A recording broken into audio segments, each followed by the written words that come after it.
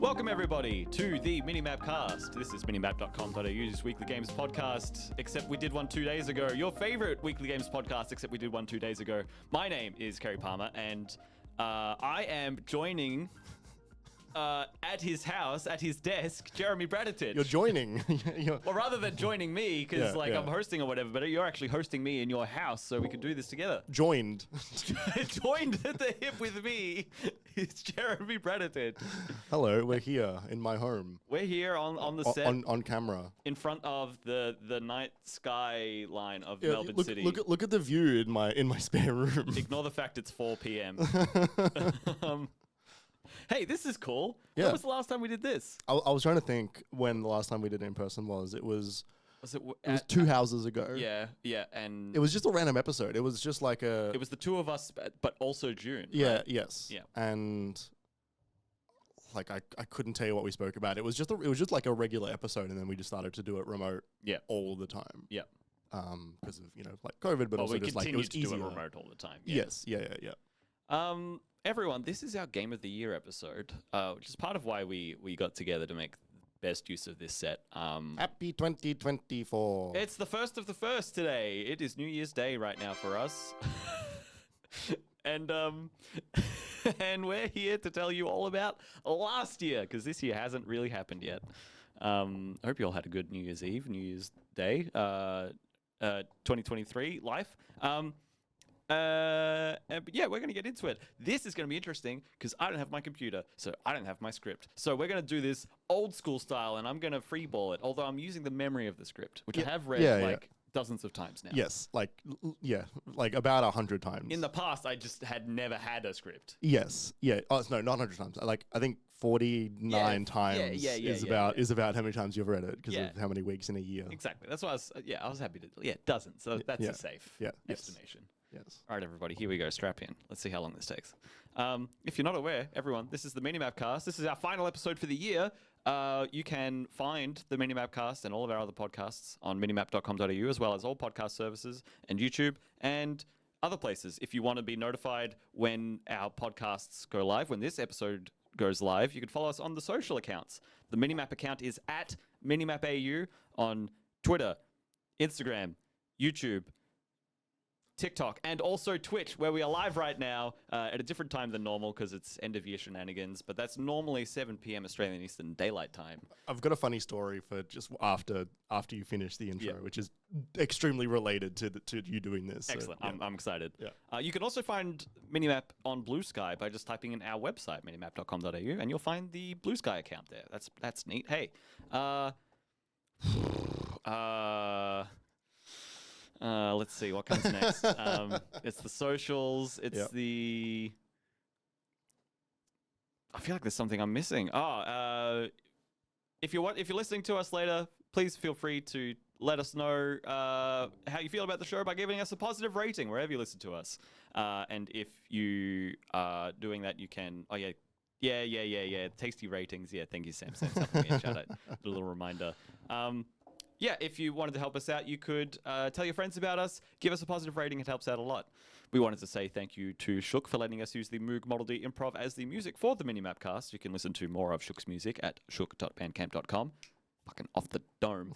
And lastly, finally, if you wanted to support us monetarily, if you wanted to go that extra step, you could head on over to patreon.com/minimapau.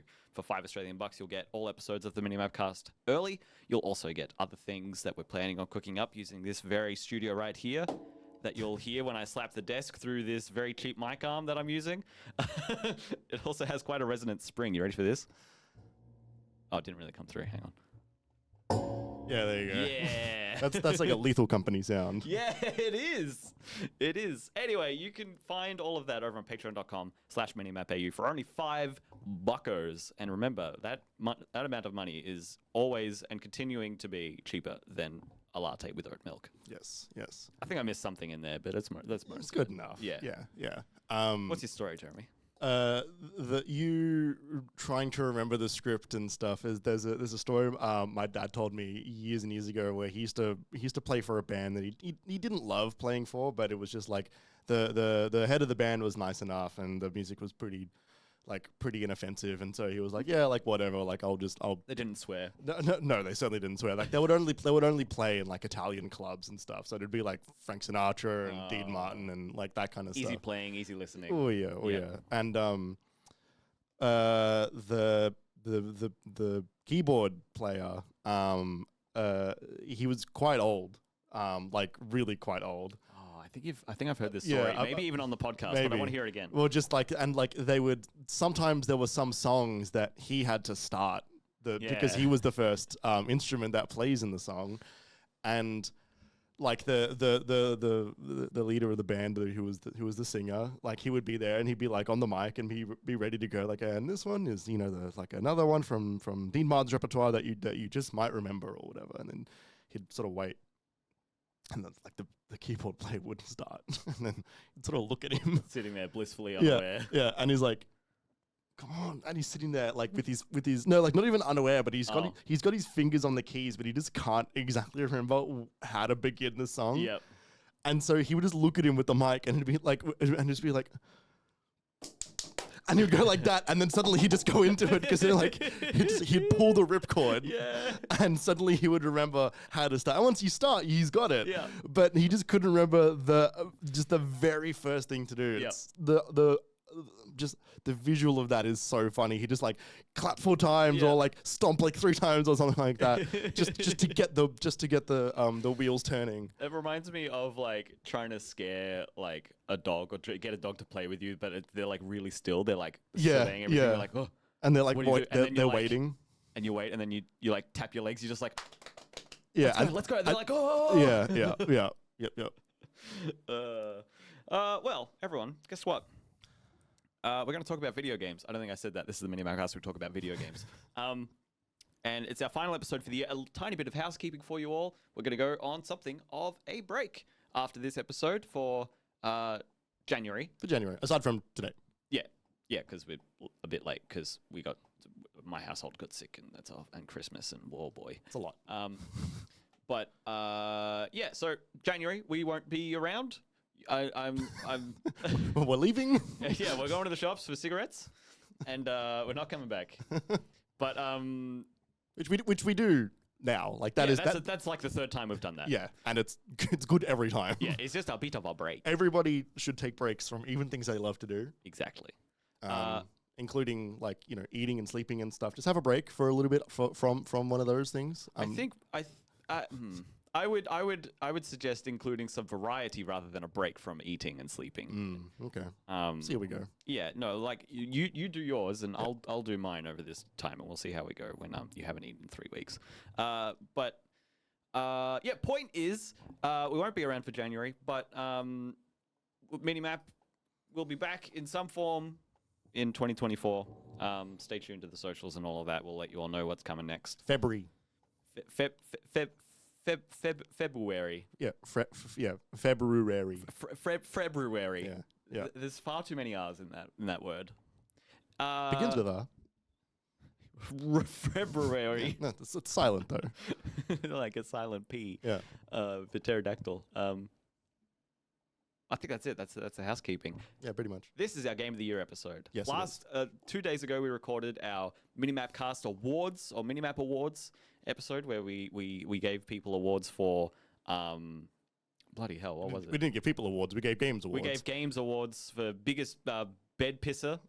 and this game can hang. Yeah. And it was like freshest idea. Yeah, best sidekick, best new addition to best new addition to Tears of the Kingdom. I thought of a nominee best moment for a category today, which was weapon breaking in Lies of P is a very fresh idea.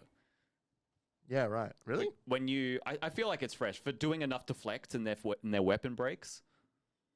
Oh, I thought you just meant like durability. I was like, Dark Souls has that. Not for your end, for their end. Breaking the enemy's weapons by blocking enough. Yeah. That's a cool idea. That is a cool idea. So shout out to Lies of P. Yeah. But we're gonna get into it. The way this is gonna work is we have Jeremy and I both. We have top 5. That is 2 honorable mentions and a top 3, and those are the ones that we will talk to. We will go through those. We will then collate our game lists together and come up with the MiniMap Game of the Year. The MiniMap Game of the Year for 2023. Yeah. As decided on by us. Yes. Based on our lists. Although maybe not. Maybe we'll just be like, maybe we'll just stump for Lies of P, even though neither of us have played more than a couple of hours of it. Yeah, we might do that. Yeah. We'll go through our list where it's not there at all, and then we'll be like, I think Lies of P wins this year. Yeah. That would be a weird thing to do. It really would be. So we're trading, right? We're doing honorable. Oh, no, you wanted to do 3, then honorable, then 2, then honorable, then 1. Yeah. Okay. Yeah. Oh, that means we've got to start with number 3. I don't know if I'm ready to start with... I mean, I have to be ready to start with number 3. I think 2 and 3 can be interchangeable. Yep, that's fair. If you have as in like minor in order. Okay, like if you've got a 3, then start with 3. Like I don't know if I have a 2 or a 3. I just have number 1, top 3, and then honorables. Well, who do you want to start? You go.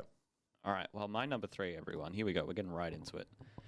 Lethal Company came out of nowhere, little indie darling, in a sea of other indies, but also so many big AAA heavy hitters.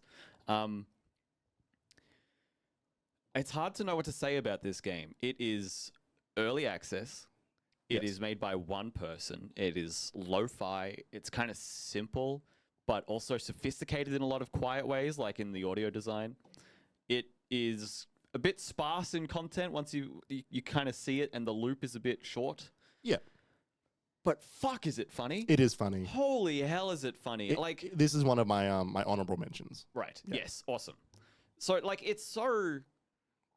it's so amazing to me how they thread the distance. No, they thread the difference between terrifying horror vibes and hilarious slapstick humor vibes effortlessly. But not even through scripted sequences, all through mechanics and through sandbox contemporaneous moments. Extemporaneous, I think is the word I meant, which is one that I don't know the definition for, so maybe I shouldn't have said it. It's so hilarious, but effortlessly. Yeah. Seemingly effortlessly. Yeah, like there's obviously been a great amount of effort and consideration into a lot of the things that make Lethal Company so special. I think for me, the reason I think that game works so well as it does is its voice communication, that whole suite of like drop off when you're too far away. Yep. The walkie-talkie are picking up in-game sounds as well as the audio around the walkie-talkie. The crackling is really good. Going into quicksand or drowning, and you suddenly as you're drowning, or there's a bug on your head, and so your audio is way more muted and all that stuff. There's the effect that the facilities have on your audio, when you're in those metallic rooms, and it sounds like you're in those metallic rooms. Yeah, and not being able to hear each other as well over the the blizzard on that planet, and then when you go inside that area and there's the library, the noise in the library feels very different to the noise in the facilities because of just there's books and dampening and all that stuff. And it's also it is a game that is scary, but it is not horrifying. It's it feels like an 80s science fiction film of people just trying to get away from monsters. There's a little bit of Alien there. There's definitely a lot of John Carpenter's The Thing. Yeah. There's a lot of just that style of bunch of people going into a place they don't know what to expect, and then getting horrifically murdered by evil creatures. Mm-hmm. It's so good. It's really good. Yeah, it's just so precious. There's so many moments. There's so many ways to have people do their own thing, and some of my favorite memories from this year is just you hitting Ollie with a shovel, right? Yeah. Or when Will joined us in the middle of one of our sessions, but he'd been out all night and he was definitely drunk, so distinctly drunk. And the first thing he does when he finally gets into the game and we futz around for a while is he's like, all right, I'm ready to go. And the door's open and he jumps out when we're 100 meters above the planet, and he falls to his death instantly. Yeah, it is very funny. And then the next round he became a homicidal maniac. It was the game just allows for that stuff. Yeah, like the game will give you the tools to do like dumb bits. Yeah. In the same way that like Sea of Thieves does. Yeah, that's a really good point. Which is like like the best part about those games is having those stories that you can tell and explain, and as you're like, those stories are often so funny that you are laughing as you are like trying to explain what's going on, and like the amount of incredible videos that have come out of the game as well, like it all brings it all together. I'm looking forward to seeing what they add to it over the next year. Totally. And like, fingers crossed it's like, it's all positive and doesn't like, we're not like, oh man, remember when Lethal Company was like, you know, like a PUBG situation. I hope it's a positive, what am I trying to say? A positive like development trajectory. Yeah. But like, all signs point to that being the case. Yeah, like there's like they've got it. Like they've got the core idea. Yeah. So yeah, thank you, Lethal Company, for making me almost wet myself this year. Appreciate it. In more ways than one. Okay. Laughter and fear. Okay. All right. I was thinking not pee and something else. Yeah, I just didn't know, and I didn't want to guess. That's okay. You didn't have to. What's your number 3, Jeremy, or 2? My number 3, or 2, is let's say 3, just because it works a little bit in a funny way. Baldur's Gate 3. Oh, okay. Baldur's Gate 3 is my number 3, just because it's got 3 in it. Love it. That's not the only reason why it's my number 3, but like Baldur's Gate 3. How many hours are you in this game? I'm not nearly as much as I want to be, and maybe if I played more, it might have even been higher. But I've gotten to the end of Act 1 twice. Wow. Right, okay. But in wildly different ways. Yeah. Baldur's Gate 3 is it's kind of like an ultimate video game. There are so many things to do. There are so many characters to meet, and like, the places you'll go. Like it is such an all-encompassing video game of fantasy. Like I cannot think of a better fantasy video game than Baldur's Gate 3. Yeah, it's kind of come and started eating Dragon Age's lunch, I feel like in a way that like we haven't really had a good replacement since like Dragon Age Inquisition. Like Skyrim is in there and Dragon Age is alongside it, but and like we've had entries like Path of Exile or Divinity, Divinity, which is also Larian.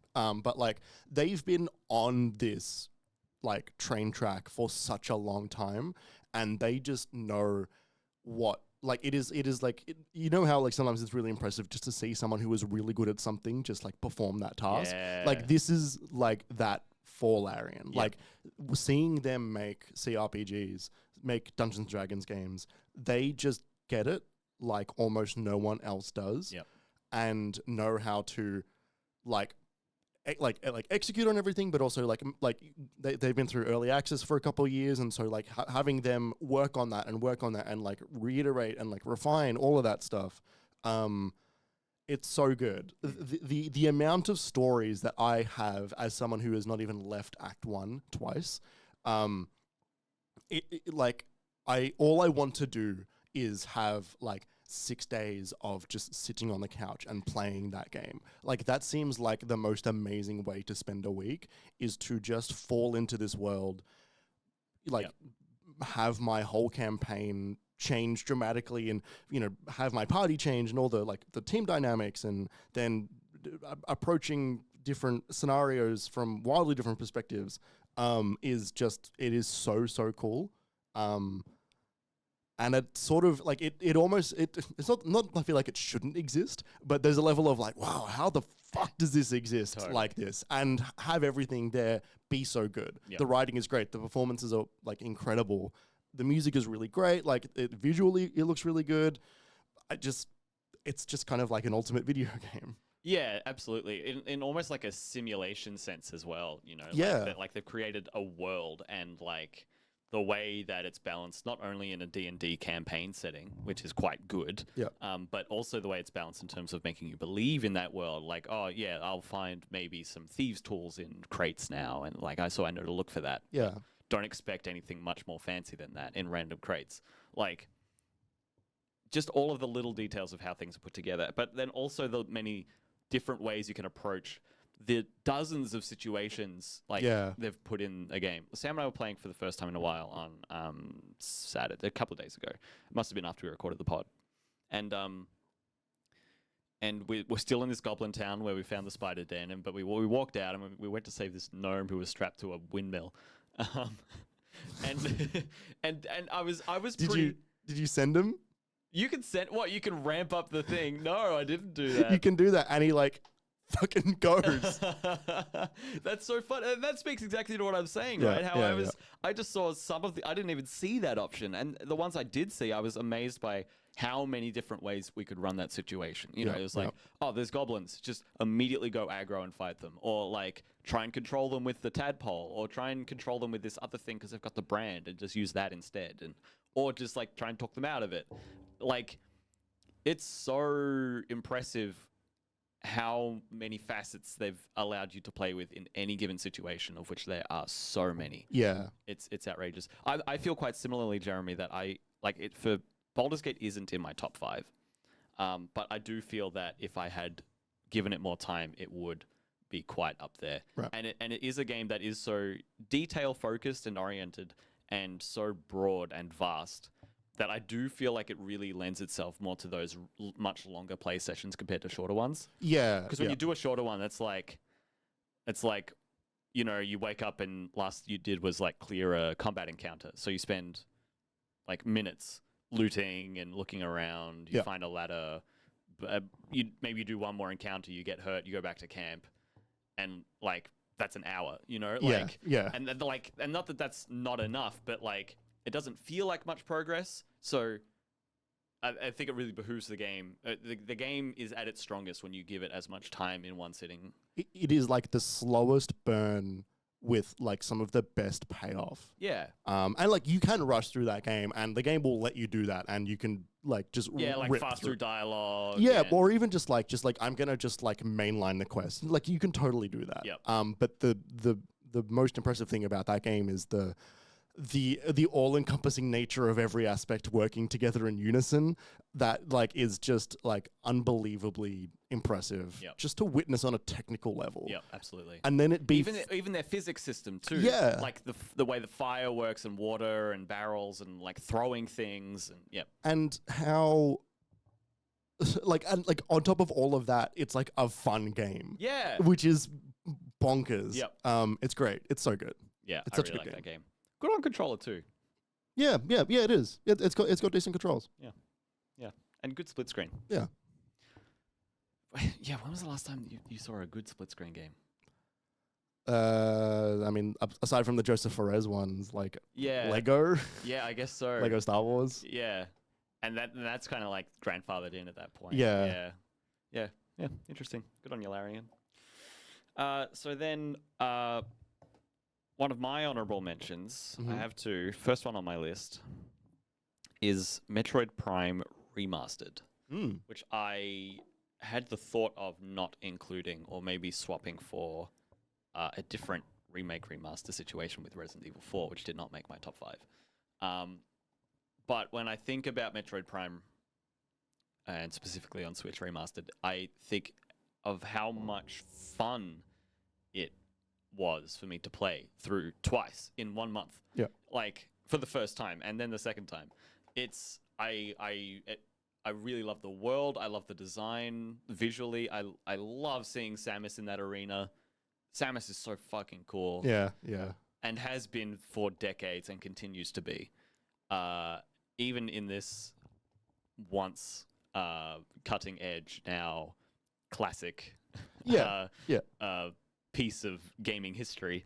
But yeah, there's just something about it. It really nails the design. I think it does a thing that a lot of first Nintendo 3D game for a franchise does, like Mario did and like Zelda did, where they took the things that worked the best from their most modern 2D games and didn't really change that much and just tried to make it 3D. Yeah. That works really well when you're working from such solid foundations like Super Metroid, like Super Mario World, like Link to the Past. So like it's a tiny knock where it's a bit like, I wish this was maybe its own thing a bit more instead of like the way when you return to the ship and the types of abilities you get. It does feel almost a bit formulaic in that way. Yeah. The thing is though, it's fucking good, man. Yeah, it's a good formula. There's a reason that they're like that now. Yeah. It's because it helped decide a lot of what comes after. Yeah. And then people can look at that and then make, improvements from there. Yeah, no, like that game is cool. Like the vibe of that game is like top shit. And yeah, you're right. Samus is cool. Yeah. Yeah, absolutely. So yeah, it's an honorable mention because at the end of the day, it is a GameCube game, just remastered. There's nothing wrong with that. However, this year I had so many unique, different gaming experiences. Some of them because I came to a franchise for the first time, even though it was older. But like, regardless, it doesn't quite reach the heights of not only being fun to play and all of that, but also being quite the technical achievement and quite the marvel and quite the feat in and of itself. It is impressive and it looks great. It runs great. It's because it's a GameCube game. Yeah. Running on new hardware. So like, I would hope it would run great. Yes. And it does. That's great. Fantastic. It would be a really bad if it didn't. Yes, it would be. But it does. So great. And like, we were talking the other day on the last episode when we were doing the awards, how Metroid Prime 4, was that one of the winners of, I think for me it was the winner of the Where Are They Now? Yeah, it was your Where Are They Now award. Because you pointed out to me that we're like a month away from it have been 5 years since the announcement of the restart of development of Metroid Prime 4. Yeah. Which means it was actually announced properly with the splash screen in that Nintendo Direct like 7 years ago, Yeah, like way back at the start of the Switch. It was 2017 was when it was announced. That's fucked up. Man. Yeah, it is. And honestly, I don't blame them because I think Metroid Prime has struggled ever since the first one to really find a way to say something and do something interesting in that realm without just doing Super Metroid again. They're trying to do something, but like, what are they going to do? I don't know. I don't know how I would solve that problem. Are they trying to make Super Metroid Prime? Is that what they're actually trying to make? Yeah, maybe. Yeah. That's probably a good thing to do if you're going to try. It's a ridiculous name for a game, but they should do it. But also that would be super fucking hard. Yeah. So hard. Yeah, I don't know. Like, I think that like people don't love Metroid Prime 3. Yeah, and 2 is a bit contentious. 2 is it's like they made 1 and that was like, oh my god, this is incredible, and then they made 2 and 3 and they're like, okay, it's good. Yeah. I don't know, like, who knows? Like, who knows what they're doing over there? But like, it changed studios, so like whatever they were doing, it wasn't working. Totally. Yeah. So yeah, Metroid Prime.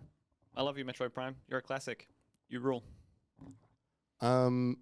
My honorable mention, my first one, is Lethal Company, which we mostly just spoke about it. It's not in my top 5. Sorry, it's not in my top 3. Sorry. Partly because like I feel a little bit funny about putting early access stuff in top 3 because it's a game of this year definitely, but it's also going to be a game of next year, so like it's kind of difficult. And the version that we are talking about today isn't going to exist in 2 weeks, let alone 1 year or 2 or 3. Yeah, but like I put it on my Kotaku list because it's a game from this year and it's part of the conversation. Yeah, it's like of this year. And I'm looking forward to I'm looking forward to people making that game in different scenarios as well. Like, I know like we have other stuff, like we have like, Phasmophobia is obviously like a classic one, but like there's a bunch of other places that you could kind of just drop this formula in, that don't have to be this like brutalist corporate. Yeah, scientific, science fiction, like corpo horror. I'm looking forward to the people who looked at Lethal Company, saw how few people have worked on it, and then go like, I can make one of those, and then have more of those coming around. You want the Apex to PUBG. Yeah. And like, look, this is the Phasmophobia / Among Us version of that, right? Yeah. But like, I don't think it's going anywhere anytime soon. No, God no. So like, yeah, it is cool. It's not on my top 3, but it is very cool. Yep, 100%. Cool. Let's do. What does that mean? Number 2 now. Yeah. We'll do number 2, and then we'll do honorable mention number 1. Yeah. Oh shit. But yeah, we'll do number 2, then a break. I know what we're about to say. I know what I'm about to say, and I don't know if I'm ready for this, but I have to be because it's not going to be said otherwise, and I have to say it. It's so true. I'm about to pull the ripcord on my own back and just go off. I don't know if I'm ready, Joe. No, I'm ready. Okay. Armored Core 6: Fires of Rubicon. Armored Core 6: Fires of Rubicon. Is my number 2. Yeah. Is it in your list? It is in my list. Is it your second honorable mention? It is my second honorable mention. Okay. That's so funny. Yeah. Yeah. I love it. And it was a battle. It was a battle. Yeah. Fuck, man. Yeah, I know. This game's so fucking good. Oh man, I love this game. I love this game so much. Yeah. I fell so deeply in love with this game. Not to start with, although I did really enjoy it to start with, but coming back to it and being like, all right, let's get into it. Let's finish this. Let's get it going. And then again. Yep. And then again. I fell so far down that hole. I fell into the watch point, Jeremy. Yeah. And I kept going, and I found the buried city underneath. Again and again. It was so good. And this is what I meant before when I alluded to sort of, this is a new gaming experience for me, Armored Core, although, there are tinges of FromSoft design in there. Yeah. Like hints, like colorations of FromSoft. But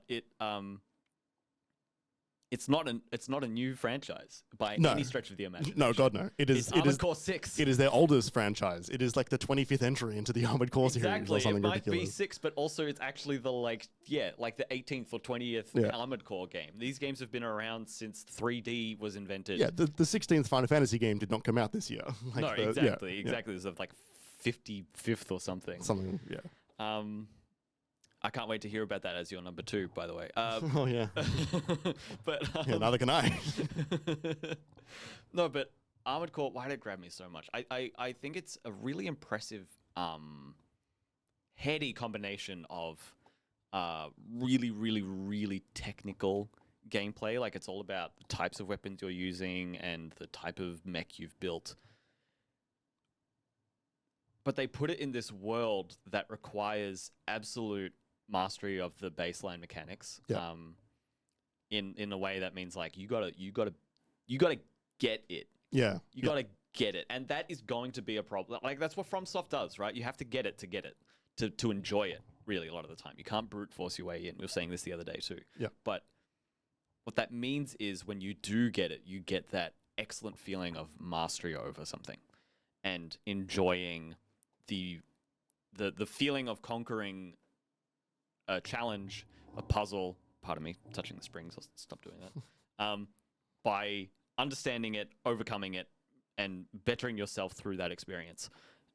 I loved getting to know my mech and understanding what I liked and playing into it and making it stronger, finding new weapons, getting to laugh at some of the ridiculous shit you get in the second game. Like there's a shoulder-mounted laser cannon that you get in the main game.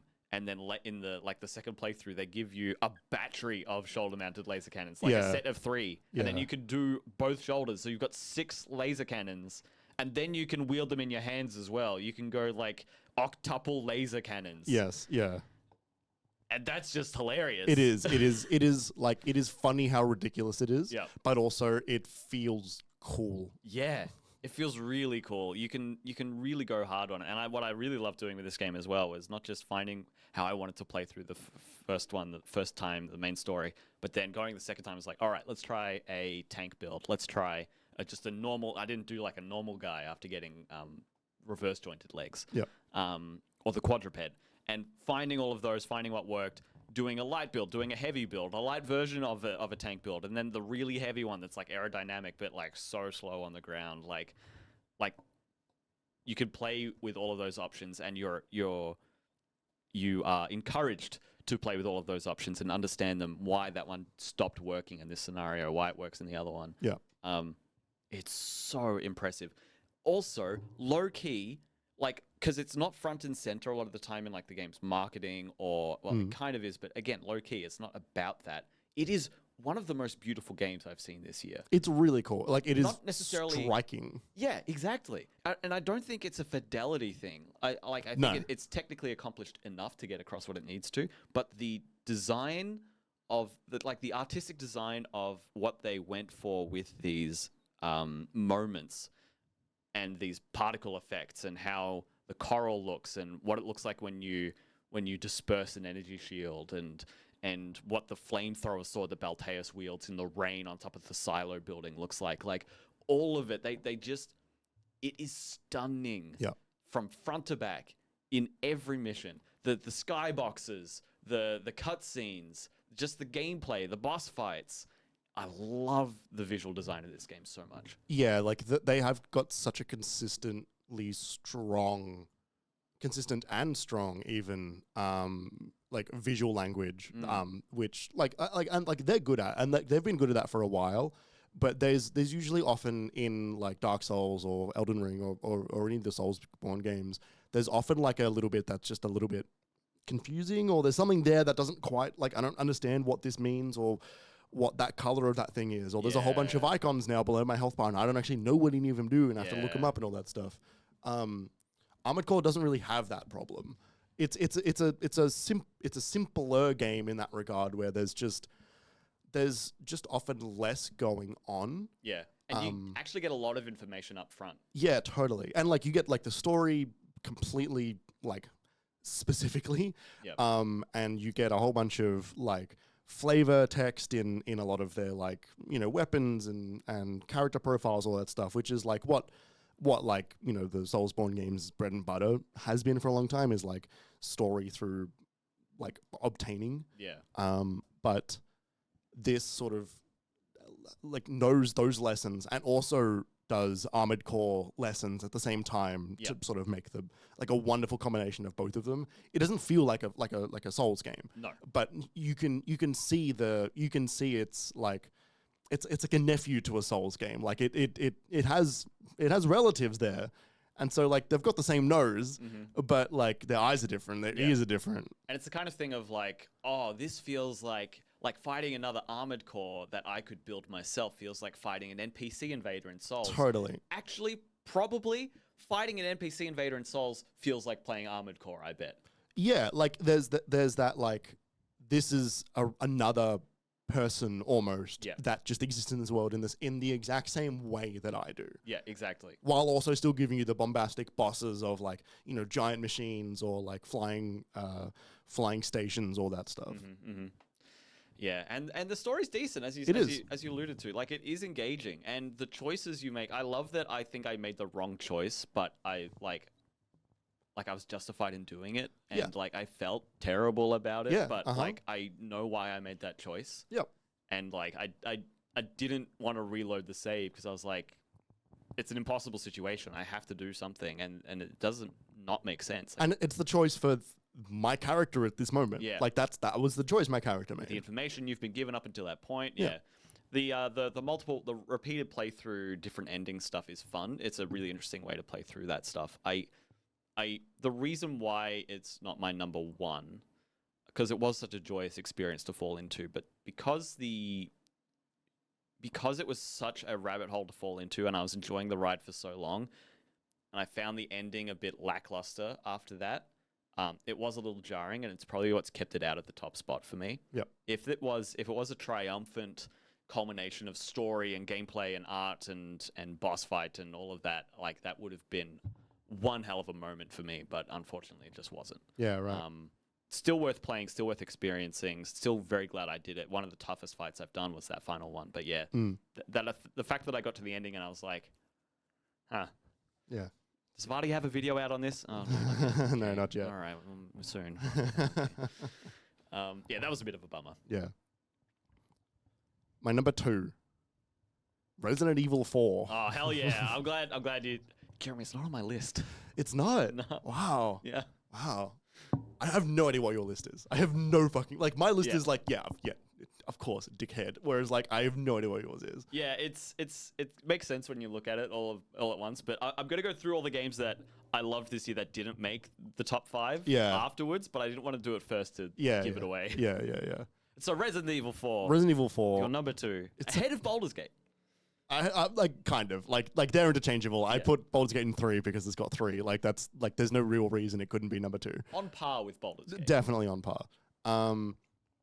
Yeah, Resident Evil 4 fucking rips. It like I think the way I've consistently described this game is that like when you're playing one of the greats and like 20 minutes into that game it's like like when you're going around that first town and there's like there's the clock tower and they ring the bell and all the people come down and like suddenly you're like immediately overwhelmed with like the villagers and they're all like slowly like chasing you with their pitchforks and their other farming equipment. The chainsaw guy arrives. Yeah. It is immediately a blast. And they sort of don't really let up from that. Like they have their quiet moments and they have their moments where like, you can sort of slow down, you can talk to people and you get story and stuff. But like it is such an exciting video game from beginning to end. Mm-hmm. The gameplay is really great. Like all of the changes they made, which has now been their Resident Evil remake formula for a little while now. They're so good. Like they're so fun. Like the running, movement, aiming, inventory management, all of that stuff. Like it all feels good. It is exciting it's an exciting way to explore those levels. Because like I know that they have changed some of the level geometry and space. It's not 1-to-1 because it can't be. And if they did that, it would have been worse. But they refactored a lot of the levels to make it fit the character controller that you have in that game. And it is so enjoyable to just be in that space. It's one of those games that I've thought about it a lot since beating it, being like, I kind of just want to have another run all the way through. Yeah. Like, I kind of just want to just play that whole thing again. It's like watching a really great movie. Just like, I could just watch it again. Yep. Like, it's that good. Like all of the characters are really funny and ridiculous and over the top, and they all feel like they belong there. That's like, exactly. Yeah, it's like it's like the save the president's daughter, and then like Ada shows up, and then you've got like the little king guy, and then and like you got what's his name, Luis? Yeah, Luis as well. Yeah. Like so many fun like cogs, so many fun puzzle pieces that they all fit together in Resident Evil 4 so well. I'm upset I didn't get to the DLC. Yeah, like me too. Like, and I'll get to it because like apparently it's really good. Yep. But like I didn't even need that, and it's my number 2. Like it's such a cool, like, exciting action adventure. Yeah. Also a well-told story. Quite beautiful in a disgusting way. Visually, it looks great. Like all of the Resident Evil games sort of have looked good for quite a while now. Like Capcom are kind of at the top of their game when it comes to that series. Like that series has had so many consistently good entries recently. Yeah. That like thank God they saved this series. Yeah, because it was at the top of it. It was at the top of the game for the industry for so long. Yeah, totally. In the PS1, PS2 era, and then they really fumbled in the PS3 era. Yeah. The moment 5 came out, 6 came out, they then started to do some side stuff like multiplayer stuff. Yeah, like a lot of multiplayer stuff, and then they were like which is still not good. And like apparently the Revelation games, apparently they're fine, but like they're not Resident Evil 2 or 4 or 7 or 8. Yeah.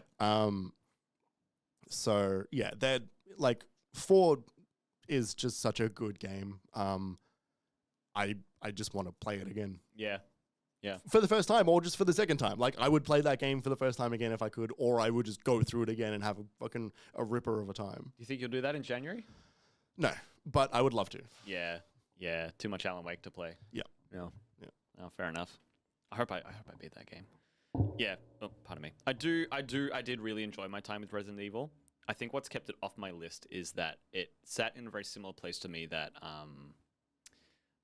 other games on my list have sat, where when I finished them, I stopped thinking about them. Right. Where they really fell to the back in terms of my brain, how much I enjoyed them. And I think back to it, I'm like, oh yeah, that was really cool. Oh yeah, that is that moment, and that and that and that. But yeah, it is not sat front and center in my brain since coming out. I sort of have to sit there and remember how I felt playing certain parts of it. Yeah, like I think that game kind of sits in a similar territory to me as like the Final Fantasy VII remake. Like I think that 7 remake is like a better game overall, but they sit in similar areas where it's like, this is the best way to play this story now. This is now like, this is the fucking one. Yeah, absolutely. There's nothing wrong with playing the old one, but no, not at all. I really don't think there's much wrong with this one. No, a lot of the purists who love the original, masterpiece, a number of them do have issues with this one. Sure. As someone who hasn't played the first one, maybe it's a bit rich for me to say, but I don't fully get the criticisms that some people have, where it's like, oh, the shop guy sounds different. I'm like, he sounds creepy enough to me. I don't know, but like he's so iconic in the first one, and like 4 is quite one note. I don't know. 4 is also such an iconic game that like the moment you change anything, and this is not even like, it's not even unfair to be unhappy with changes and stuff like that, but like people know that game so like intensely that like the moment there's a change, it can stick out. Yep. Go to a break? Yeah, we'll throw it to a break, everyone. Stick around. If you're listening later, this will be just a couple of seconds. If you're here with us live, stick around. We'll chat with you in the chat. We'll be right back.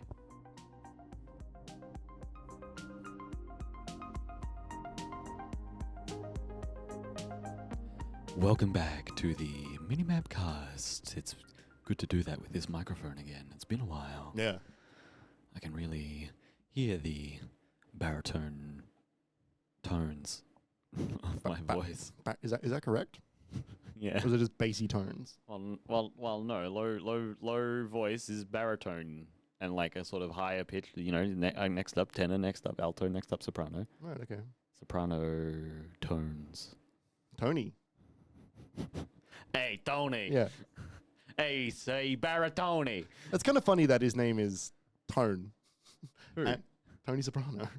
Okay. Like, it's kind of funny that his name is like Tone. Yeah. But it's Soprano. Yeah, that's kind of funny. Yeah, that is funny. I don't know if I haven't watched that show. I don't know if anyone, like, I'm sure there are, but like the Sopranos, I don't know if that's really a last name that people actually have.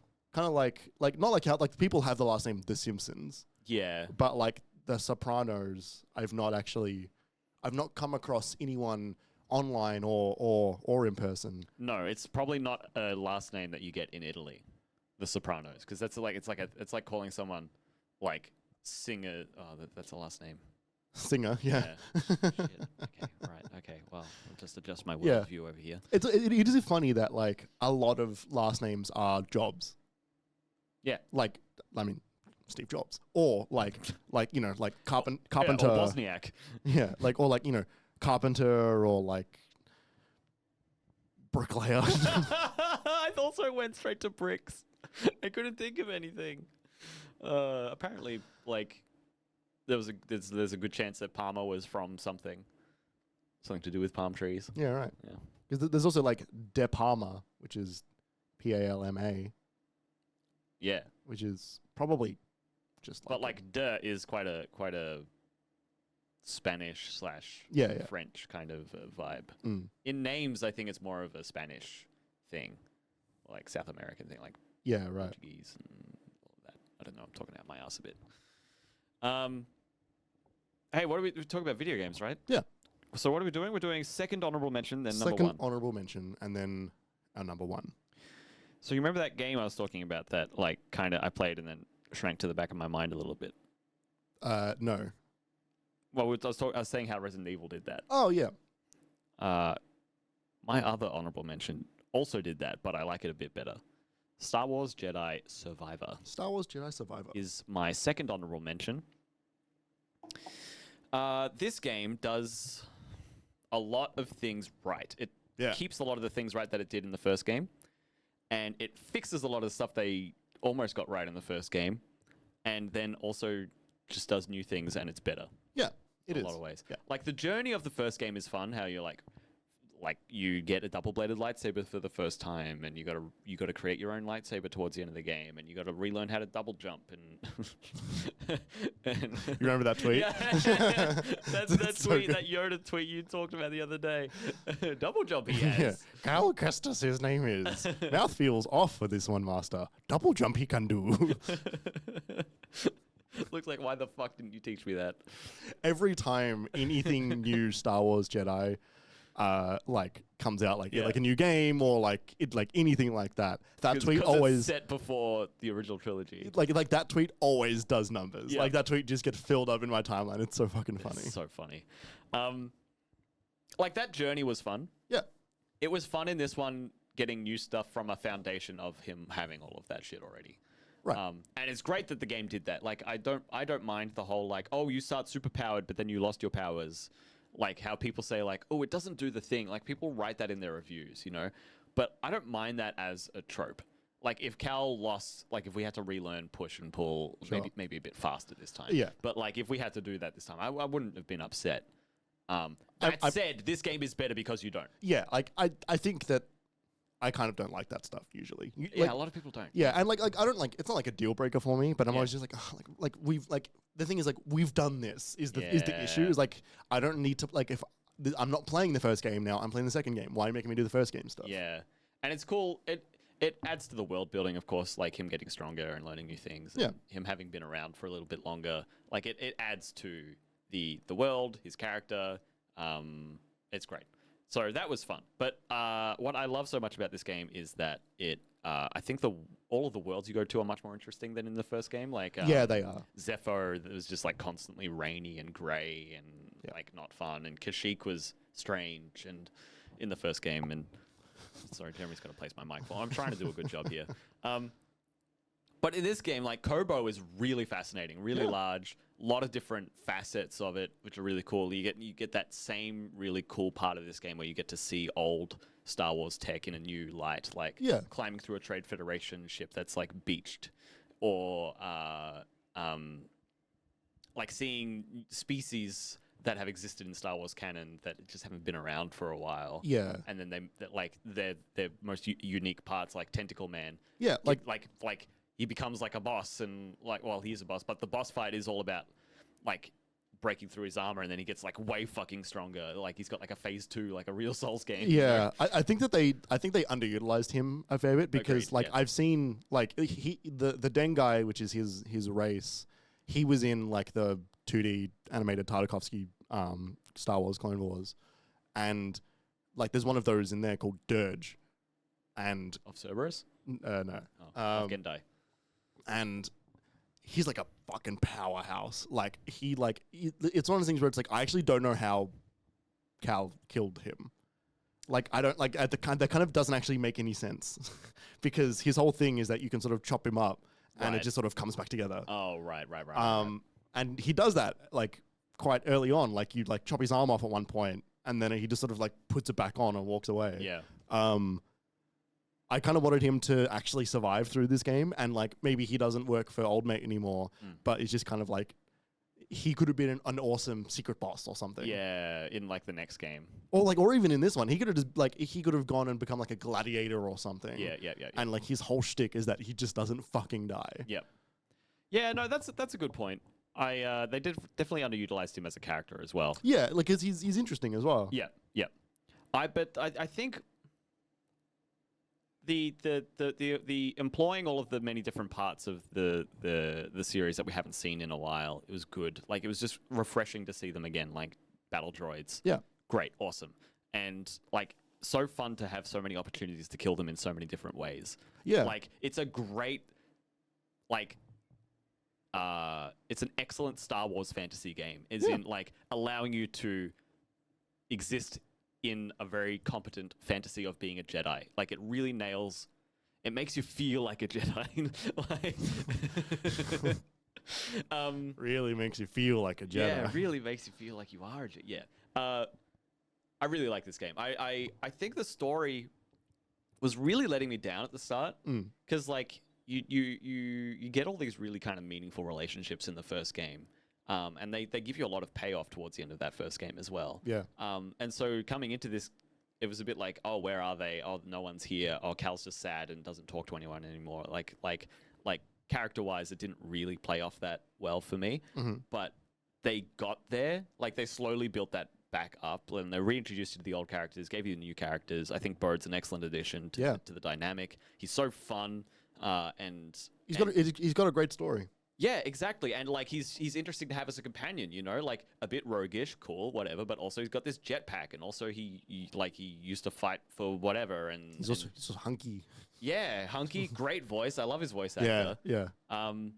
And then spoilers happen and he develops this whole thing. And I'm gonna leave it at that. But we alluded to this before, and I'll stay out of specifics, because I think it's one of the best strengths of this game. But this game makes you think it's about something, and it's not. They actually put a twist in this time. There is an actual twist in this game, and man, was it good! It is good. It is good, and also like there's a bit of a Darth Vader moment in this one, which there was in the last one, and like it feels earned. Way better. This time. It's so much better. And also, it's kind of only earned because of the first one, which I didn't feel was great, but like they built on it anyway, and it kind of justifies itself this time. Yeah, in a way, yeah. Like I think that it works in this game in a way that it like explicitly didn't work in the last one. Yeah, for sure. Now, I do have my issues with it. It was very unpolished when it launched. Very like problematically unpolished. Like if it had come out in a state of like actually being robust technically, I think this game would have, instead of having 8s and 9s, would have been like a few 10s. Maybe 9s and 10s, because so many people are enjoying this at an 8 or 9 level critically, despite all of its flaws, including all of its flaws. Yeah. Which it had a laundry list of, but the game was so strong underneath it that it shone through. Thank God.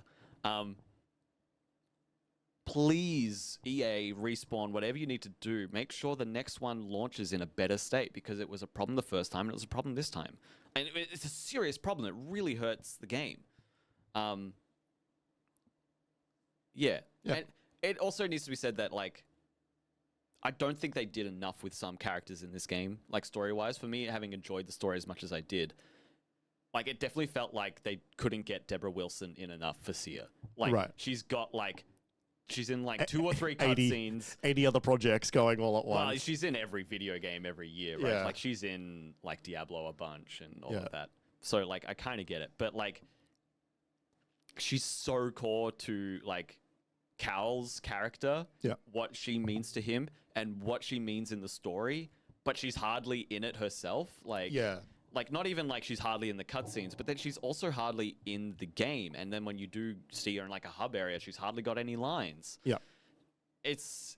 And if they'd given her enough meat to chew on like she had in the first game, I think that would have helped justify her place in the story. Yeah. I think, I pretty much agree with you about all that stuff. Like, I think that game is quite good, and I don't like the first one, which means that like they've put some serious work into making that a lot better. It's not on my top 5, but like it's cool, and and it's a game that I recommend. Yeah, which is like more than what I can say for the first one. So like they've done a good job. Absolutely. And like the combat's really great in this one. All the different stances, like dual wielding, blaster stance. Sorry, everybody. Like cross guard stance.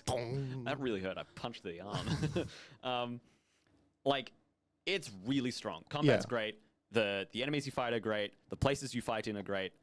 Getting to know all the characters a bit better is great. The new characters are great. New locations are great. I love the ending. I love the ending of this game. It's such a fascinating way to tell a story. Yeah. In something I haven't seen in Star Wars, and something I've hardly seen in media, honestly. Like, it's a bit of a like Empire Strikes Back kind of vibe. A little bit, like, you know, like, did they really win? Like, what's going to happen next kind of a thing. But like, they're telling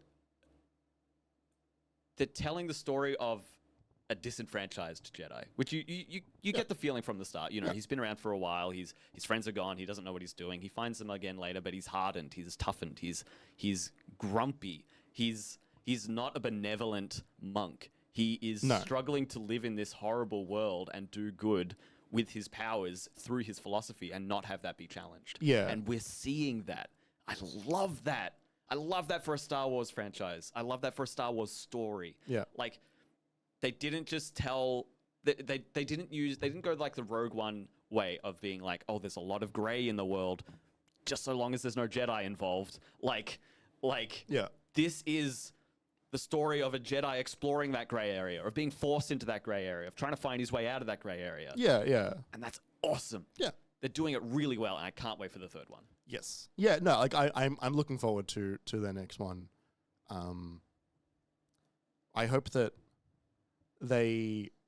I hope that the next one ties into the second one a lot more. Yeah. Like I hope that it's more of a direct sequel to number 2, rather than like 5 years later, like this one. Yeah. Which like I'm glad that they did that between 1 and 2. But I think I don't actually want that for the next one. I think it was the right decision here, and I think it would be potentially like a tricky decision later on. Absolutely. I mean, and where they left this one off was far less resolute than the end of the first game. Yeah. So I think they would really struggle not to have it be quite directly leading. Yeah. But yeah, it's in an interesting place. I hope it gets enough time to become what it needs to be. Yeah. Right. The sequel. Yeah. Because it could not. Yeah. It could. Yeah. It could not. Now we already know what your second honorable mention is. What Yes. was it? It was my second, which was Armored Core. Armored Core 6. Fires of Rubicon. The Fires of Rubicon. It's a banger. It's a certifiable banger. Winner of our This Game Can Hang award. Yes, this game can hang. This game is capital C cool. This game fucks, and this game is tight in the pants. Man, it's so tight in the pants. Mech pants. It is a very cool game. I was thinking about why I didn't make it into my top 3, and I think it's actually just because my top 3 is just so fucking strong. This is ridiculous. It's like it's really, really high up there. It's a game I don't know when I'm gonna play it again. Because I'm only like 1 chapter in to my second playthrough. Yeah. You did finish it. That's right. Yeah. So, but like I don't know when I'm gonna go back. Something to keep in mind: you go faster through those second playthroughs because Oh, totally, you've got leveled up equipment. Yeah, I got through that first chapter like breakneck pace, and I was like, hell yeah. Like, I first tried the final boss of the second playthrough. Yeah. Like. And I only third tried the final boss of the first playthrough, you know. Right. Or maybe, no, not third try, but it only took me like an hour. Sure. Yeah, I don't know when I'm going to get to it. I hope it's soon, but also it might be a game I don't actually go back to. Maybe. But that's a good one if you just want to vibe it, you know? Like, because you know that, like, there are some things that are different each time, but 80% of what you get, 90% in the second playthrough is the same. Yeah. It's the same dialogue and characters and the way the story plays out. So Yeah. that's good if you just, like, I just want to try different mechs and blow stuff up. Yeah. But that's quite a passive way to play. It's like enjoying a roguelike because you're like, I just like Binding of Isaac. Yeah, you know? totally. Yes. No, there's nothing wrong with that. But No. with what we try to do, a lot of the time we end up being like, okay, I got to get back to Alan. I got to get back to Lies of P. You know. Yeah. Like, yeah, it's tricky. So yeah, Armored Core 6. I love you, Armored Core. It's a very cool game. It's Excellent very, soundtrack. We didn't say that before. Yeah, no, really good soundtrack. So good. Really good voice acting. Yeah. Like it's good. Like it's engaging and it never once takes you out of it. And sells the character, considering that you hardly ever get like actual character animation or mech animation. Yeah. Yep. Yeah. Like, I don't think you see humans in that game ever. No, you don't. Yeah. I just think it's great. I think that's really cool. Very cool. Well, Number 1. I'm sorry. I'm going to say what mine is, and we'll talk about it. I'm trying to think if it's going to be what Jeremy's is, and I think it is going to be what Jeremy's is because I can't see it being lower. I can't see it not being on your list, which is Spider-Man 2. It's either at the top of your list right now, or it's not on your list, and I don't see it not being on your list. Tears of the Kingdom. It's not on my list. Oh fuck! The answer is going to be obvious when you say it, but I can't think of what it is right now. Okay, that's fine, but let's talk about Tears of the Kingdom first.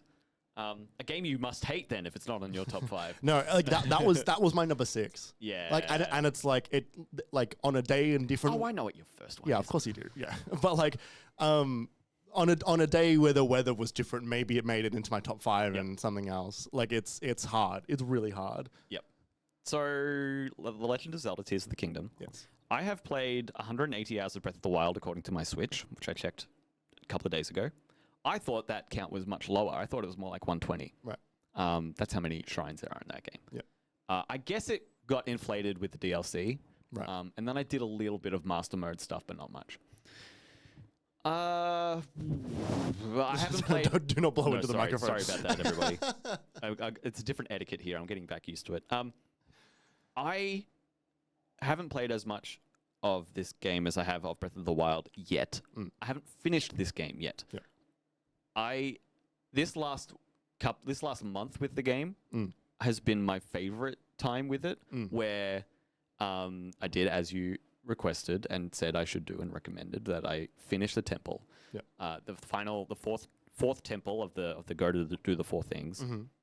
And this last week is you were like, go to the castle now because that's the next thing you do, and it's not the end of the game, and you'll keep going, and it opens things up a bit for you, and you can keep fucking around afterwards. And I was like, right, okay, Lookout Landing, and they're like, oh look, there's something at the castle, you should go there, and it was a big cutscene, and then the music changes in Lookout Landing, and I'm like, what's Koga up to? Right. And I was like, I'm not ready for this yet. And I went into the depths and I fucked around there, and I went to Tarrytown for the first time, and I went to the Sky Labyrinth, and I was like, oh, now I can finally get to. I was like, that island above Eventide Island, the Sky Island above Eventide. Yeah. I can get there if I launch myself from here and use a couple of stamina potions, and I made it. And I fought. Have you been there? I don't know what you're talking about. There's a secret boss on that island above Eventide Island. Right. Spoilers, everyone. You can close your ears for 30 seconds if you want to find this yourself. It's a King Gleeok. Oh, I've fought one of those. Oh, there's more than one. Yes. Where it's all three different heads. So I was like, whoa, this is cool. And I saw it flying around, and it took me like another 3 minutes to get there. And I'm like, I did not win that fight. I did. Yeah, nice. It was great. Although the ending was much harder when they were doing the ice blasts and the lightning strikes, and I don't remember what the fire one does. Anyway, that is the experience of Breath of the Wild that I think I've been struggling to get with this one, which was the majority of my experience of Breath of the Wild, which was having a mastery of things where I'm not getting one shot, so I've got a lot of my armor up. Green screen movement behind us. We're still fine though. I think it was the thing down there. No, it was the thing up there, but it's still in place, which is all that matters. Excellent. Fingers crossed it stays okay. And if not, that would be so funny. It would be funny. Like having a bit of like security in terms of my equipment, which is good, which then allows me to just sort of explore endlessly, like unendingly, and just find all the places I haven't done. Like I feel a bit more free now to do whatever I want, which is awesome. It's not the only thing that makes this game good, but it is a dynamic that I've been missing from the first dozens of hours of my time with this game. Like having to get back up to speed, I think, was a bit of a drag for me. And now I'm up to speed, and it rules. Yeah. We spoke about a lot of this during the award show because this game has done a lot of great things this year. I really think that your suite of abilities, except maybe Rewind. Rewind's not particularly amazing, I don't think. Like, it's cool to have, but like it's a bit like I use it all the time. I hardly use it. You know those construct bosses with the cubes? Yeah. Yeah. And like, I use that to get on its head when they shoot the blocks at you. Yeah. Or like when Talus throws stones at you and stuff. Like I use it for those very situational things. Or you ever like make something spin around a bunch and hit rewind so it spins around even more so you can run around and like hit, and like it'll hit baddies if you like get a log and you make the log like whack whack whack whack whack. No, that's amazing. And then like so you like whack someone with a log and then you like let go of the log and they get back up and you hit rewind and so it keeps whacking, but this time you're running around and it's great. It's good. It's so cool. That sounds really cool actually. Or you can get anywhere with rewind because you can just like if you just move a platform over to it. Yeah, and then it can hover. Yeah. Yeah, that one feels quite game breaking. Yeah, that it is. One. Yeah. I try to do that as little as possible because I don't enjoy those solutions. Right.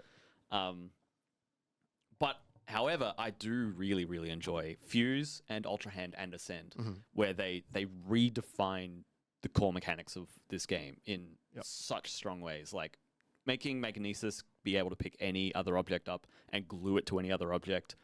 And then including all of the other like building components with that as well, and then the Zonai devices is so robust and cool. And I can engage with it as much as I want, or I can just find other objects that are there, and then it can be a time where I'm like, I'm just gonna build this, and I can, and then I'm off. You know, like the level of freedom they give you in this game is awesome. And I think Fuse is low key one of the best things they've done in that game. having it be that every monster fight is valuable because you get stuff from it, and then it can redefine all of your weapons. I'm constantly assessing my kit, and I haven't gotten sick of that thought process, of that loop, of that, like, what am I going to do with this? What am I going to do with that? Can I spend some of this? Can I use this one here? Oh, I killed a brand new enemy. That means I've got a brand new weapon. Yeah. Like, there's so many cool things you can do with that system. Also, it's so good in this game to have a real story. Like, in a way that like Breath of the Wild story is there and it is real, but it is so sparse that you forget whatever you were doing, or why, or maybe that like nuance performance of that one scene between the 10 hours it took for you to get to the next part of the story. Yeah. And this game is a bit more frequent with what it doles out. Yeah. It's a bit more explicit. It's a bit more engaging. It's more of a story that they're telling you. And it's a bit more unique to the franchise as well. Yeah. Breath of the Wild was fairly unique. Like, I really loved the amount of pressure Zelda was on to find her abilities, find herself, and it took until the very last minute for that to happen and all of that. Like, I did enjoy that. But this whole thing of the time travel and Zelda being back in time, like, there's a bit of a spoiler, but a very early spoiler. And everything that happens with the Master Sword and the dragons and the mythology of the world making a bit more sense than it even did in the first game. Like, and also just that them bringing in all of the Zelda stuff that wasn't in the last Zelda game. You know, like, oh, there's bomb flowers here. Like, that shouldn't be cool, but it is cool for me. Yeah. Like, there's actual proper temples here. And, like, maybe they're still not quite the highs of, like, a Wind Waker temple or an Ocarina of Time temple, but they're better than we had last time. Yes. Yeah. There's so much for me to love in this game, and I also love that there's so much for me to play in this game. I love that I can just play and play and play and play and play. And I'm constantly reminded of when I said to our colleague where we used to work together, when he told me, oh, I think I might buy Breath of the Wild, play that for the first time. And I said to him, I'm so jealous of you that you get to play that for the first time. Yeah, right. Because I wish I could play Breath of the Wild for the first time again. And Nintendo let me do that, except it's even better than it was the first time because it's different and it's new and it's something else and it builds on what it had and it made Breath of the Wild look like a bloody tech demo. I really love this game. It's really good. It's a really good game. Earlier in the year, when I would play it and I'd fall off and I'd be like, oh yeah, Tears, do I love that game? Do I love it as much as I think I do? We had this conversation. I do. Yeah, I do. It's head and shoulders. Maybe just shoulders above Armored Core. Armored Core is running up close behind it for me, but it is at the top. It is my favorite game of this year. I'm very curious how, because I know where you're up to, and you are about to do what I think is the worst part of that game. Yeah, sick, mate. And so I'm very curious how you feel about the next little bit. Yeah. Because I did the castle and then I haven't gone back to Lookout Landing. Yeah. So after that is the next thing. And I remember doing that and going like, oh, this is actually bumping this off my Game of the Year list, is this section. That's so funny. Yeah. It's like how I said how the ending of Armored Core was a bit of a letdown. Yeah. And you know, maybe I shouldn't be putting it on top of my list, but I've put 120 hours into it and I figure that qualifies it. It totally does. And I can't wait to put in dozens more. Yes, exactly. Also, I just want to say it was very fun to finally get to the castle and get Link's tunic back that he has at the start of the game that has the leather wrapped around the blue champion tunic from the first game, and also get the Hylian shield. Yeah, right. I know where to find now if you want me to tell you, but you're not going to play that game again, so why would I bother? I might, but like when the DLC comes out. Yeah. I'll jump back in. They said they're not going to do DLC. Did they? Yeah, they said, this is it. They said, this is complete. This is, we gave you everything we wanted to give you. I was going to say, where's my motorbike? But I said, I guess I can just build one. Yeah, that's where your motorbike is. Yeah, right. Yeah. Okay. I wanted to summon a motorbike. I just wanted to have, I suppose that's what auto build is, but I don't want to use the resources. Anyway. Yeah, I know what you mean. Well, you have to fuel it with resources. But the resources are all far less valuable in Breath of the Wild. No, I mean like the Zonite. No, I know, but like you would summon the bike and then you would have to fuel it like Fluxomatic style, like the right. DeLorean. You'd have to dump random gunk into it to fuel it. Right. But all of that stuff was far less valuable in Breath of the Wild because it was like, I don't need 150 Silent Princess flowers. Although that's still the case. Yes. Anyway, Jeremy, tell me about Alan Wake 2. Alan Wake 2 is I said this a while ago about a different game. But I'm going to say it again for this game. No, why did you tell us about that other one? Because that other game is not from this year. Oh. They made a new way to make a video game. Oh, man, they really did, They didn't they? they really did. And It's pretty cool. it is very cool. It is a very cool video game that that has both been an incredibly like incredibly directed and like authored vision for a game. Yep.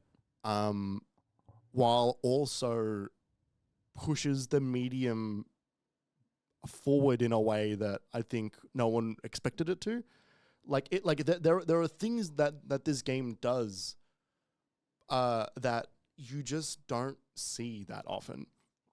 And like, you know, in a literal sense, a lot of the FMV stuff obviously is a thing we've spoken about like a lot, and it's worth bringing up again how cool it is and how well directed it is and acted it is and how awkward it is, and it does this amazing like intentionally awkward. Like it is incredible to me that the FMV section of the game feels more uncanny than the video game part of the game. Yeah. Like they made the video game their reality. Yeah, totally. Yep. And part of that is because of just how incredibly good the game looks. Like visually it is like It's a technical marvel. it really is. But also the live action moments are so well crafted and fit so well in the theme of the game, making you feel like you're like lost or confused or like this doesn't really make sense and why is this happening? Or the way things are uncanny. Yeah. But like it all works together. But also I think a thing that is a quiet achievement is the order of the story that is told.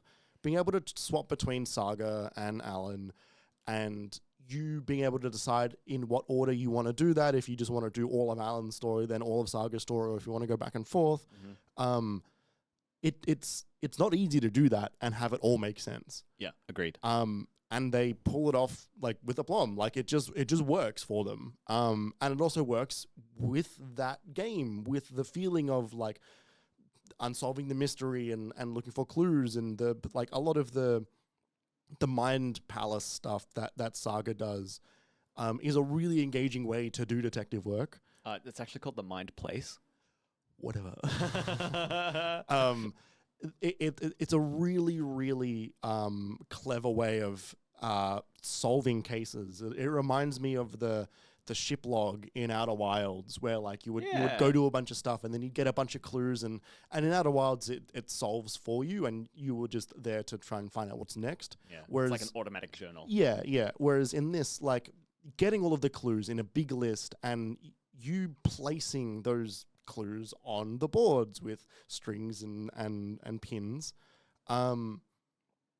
not only allows you to feel like you're the one that is solving the story, but it also keeps the story fresh in your mind about what you were doing, and it's always there if you want to go back to it. If you want to go back, yep. And it's always there to help remind you of like why you're doing something. And it's actually quite important in this game because it is so esoteric and Totally. it can get confusing. Yeah. Especially with the multiple protagonists. Especially when you're swapping like all the time. And it's there for Alan too. Like you can go back and look at what you did before.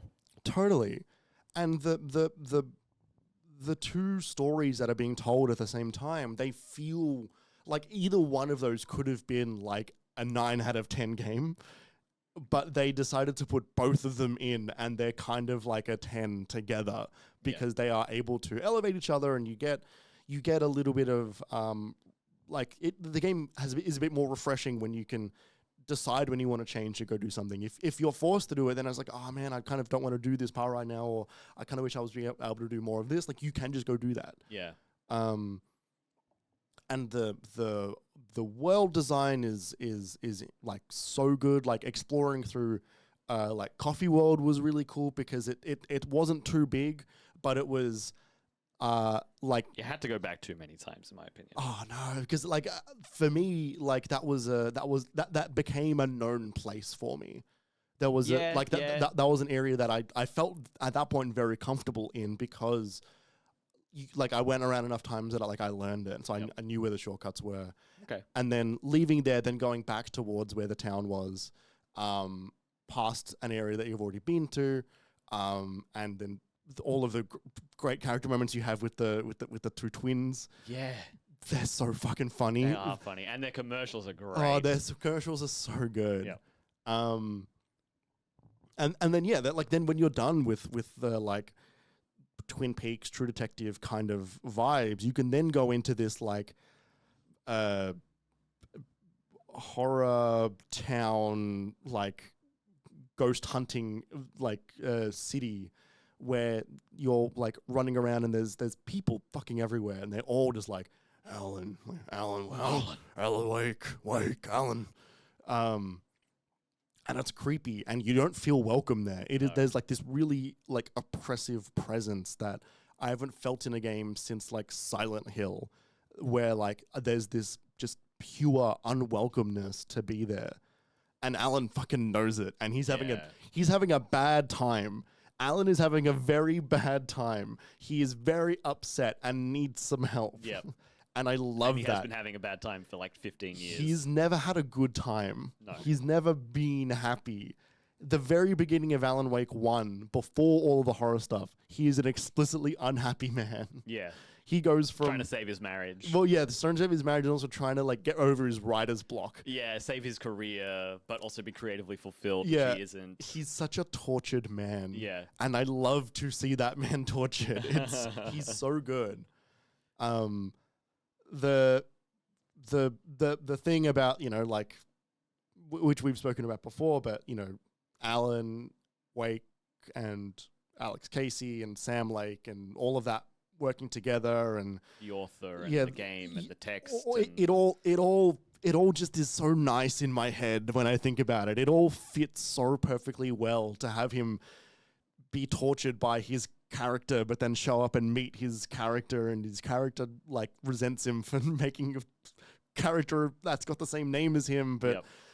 He's also acted by the creator but it's of the acted game. by the creator, and he's Sam Lake is there with his own creation in that fucking like late night talk show. Yeah. It's so good. It and you don't like it. I think I said this last week as well, that like there are so many things that need to happen for that to work. There are so many, like, all of the stars need to align for you to even attempt something like this. And so few people in the industry, or studios or companies or any directors or anything like that, so few people are able to be in that position and then have the I guess the gall to even attempt something like this. Yeah. But to then pull it off, for them to lean into that and go like, actually, like the meta narrative stuff that you know about the game outside of it is only going to elevate. It's not going to detract. It's not going to distract. It's just going to be there for you to also feel like that you don't really know where those walls are between those relationships, because they exist in the real world as well. Yep. It takes such a like an almighty effort to get that working, and they fucking did it. They did. And I don't know how the fuck they did it. Yeah, it's the kind of thing where I think we've spoken about it a decent amount since it came out, but I think they've said a number of times that like they've been working towards a game like this. Yes. For every game that they have made has Totally. been towards this. Yeah. And I think that's probably true of each one. Yeah. Which is an amazing way to create. Yes. Especially at this scale. Yeah. I think it is quite an accomplishment, and it's a real daring way to push forward in such a and challenging industry. And to have it connect to Control in you know, like in specific ways. Like it's not a sequel to Control, but it's like it's got its connections. But Control was not Sam Lake's game. Like he didn't direct that game. Like I think he was. You sure? Yep. He might have been like a producer on it because he's like the creative lead of the studio, but Control is not a game that was made by Sam Lake as a director. Fascinating. Yeah. But that also like fits well with its story, basically. Like that just kind of tracks with everything that's happening in it. They decided that after the fact, didn't they? That Control fit into Alan Wake's world. Like they decided like after the original game came out. After Control. Yeah. Well, or is it that they only told us after the game came out? Well, there's the Alan Wake DLC. For Yeah, I know, Control. but before the DLC came out, I think they eventually said, "Oh, it's all part of the Control, no, the Remedy something universe." I don't think they have that because those are the only games that are in that universe. Yeah, Like Quantum Break isn't no, because Xbox owns it, and Max Payne isn't because Rockstar owns it. Yeah. I'm not super sure about that. But I think that like the only other time I can think about them doing this like amazing connection of real life events that work its way into a game that help elevate that text to its own thing. I think Death Stranding does that to an extent, not to this like nth degree. Like, you know, we're putting Sam Lake in the game, and we're going to refer to him as Sam Lake for a little bit. Like, they don't like, you know, Kojima is not like, "Hi, I'm game director Hideo Kojima." He did that in Metal Gear Solid 5. Oh, did he actually? He's like a person you have to save in Ground Zeroes. Right. He's one of the missions. Oh, that's right. And he's in like the buggy. He's like defecting from the camp or something, and you pick him up, and he gets his own little cutscene, That's so glasses, funny. and like character introduction. Well, because I know that because Kojima's in Death Stranding as one of the people you can just like talk God, to. of course he is. Yeah, but like so is Conan O'Brien. Like it's just like anybody, like Herman Holst, Holst, like he's in it as well. Yeah. He just puts his mates in. But that feels different to this. This feels like everything there is like actually serving the story. Yeah, it's part of the text. It's not just a cameo. Yeah. Yep. Yeah, I don't know. It's so like I also really enjoy the gameplay of Alan Wake as well. Like I think that like I love the slower paced survival shooter mechanics that they have, you know, like with like the torch obviously is the one, but like light manipulation, taking lights out of like street lights and putting them in somewhere else, and it changes the environment and opens up new areas for you to go. It makes the environment feel like not like it's not meant to be a place that you're going to be like regularly returning to. It's always just like opening the door to get to the next chamber is how it feels. It's enjoyable and scary because it's tense. And like they will jump at you at times, but it is a really tense, like aggressive world. All of the enemies in the game feel like it's the world attacking you. Right. The one like in Cauldron Lake, but also in the like the Between, like everything feels like that. The world and the enemies in the world are the things that are trying to fucking kill you. Which is really it's the cool. same thing, right? It's the same like dark presence or whatever they call it. Yeah, The darkness. What do they call it? The dark presence. Yeah. Yeah. Mr. Like Scratch. affecting both realities. Yeah. Just not at the same time. Yeah. How I feel about the gameplay is what kept it off of my top 5. Because it pulled me out of my enjoyment of that game many times. Putting it on story mode really helped for me. You're not on story mode, are you? No. Well, I'm glad you're enjoying it. I'm glad people do. Yeah, I'm enjoying that challenge. I'm also not dying that much. Like, See, that's the thing. Like, I'm having a good time. I was getting messed up. Yeah. And the checkpoints are not generous enough. No, it's some classic Remedy. Like, yeah, not the best at checkpointing. Yeah. So like, you know, good on you, I guess. But like, it was a bit subpar for me in that regard. However, like you said, the narrative stuff is really fascinating, and we gave the best moment to We Sing, didn't we? Yeah, We Sing chapter, the Herald of Darkness, interactive musical. Just the one of the most unbelievable things I've seen in a video game. Yeah, best moment of the year for MiniMap 2023, and it earns it handily, and it's such a really perfect distillation of all of the things they tried to bring together in this game in one 20-minute chunk. Yeah. Which is fascinating, except I guess the world swapping. Yes. It's a distillation of Alan's. Of Alan's chapter. But yeah, side. it's It is a really fascinating game, a really unique game. A game I never thought we would have seen. A sequel to Alan Wake, really? Yeah, right, Are totally. You kidding? Yeah, and this is what I was saying when we were talking about like Summer Game Fest, about like how like Alan Wake 2 was the biggest game to come out of that. Yeah. And I was like, really? That's weird. Yeah. And like, granted, it's the biggest game they've made, and it's the most AAA thing that they've ever like come close to. But it is like a tremendous accomplishment. Yeah. That is just like a I don't know how they made the game. I still don't know how they made the game. It doesn't work in my head. I see it. Yeah. I see it. Like I think they did a lot of fascinating stuff with the story. I don't really feel like the gameplay levels, puzzles are particularly complex. No, I don't mean as in terms of like, I don't know how they like put it together in an editor. I don't know how they wrote this story for this game, considering how basic Alan Wake 1 is. Yeah. Like Alan Wake 1 is, it's like, it's cool, and it's got some really like interesting ideas. But it's a bit like what you see is what you get. Yeah, like it's novel. Whereas this feels like it would be like I'm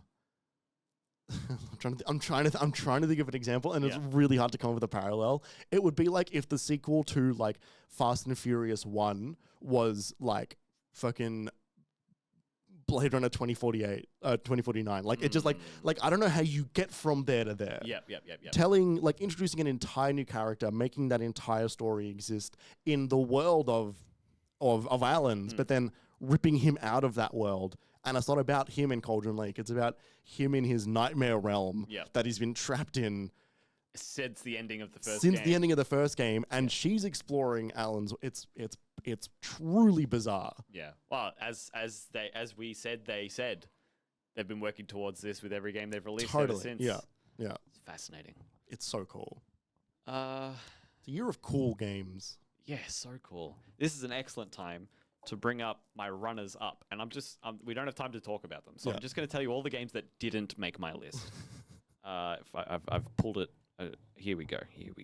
So, when I was telling Jeremy, when I wrote this document originally, it started with top 5 and honorable mention, because I knew I needed at least a top 5 for the show, for the games we were going to talk about.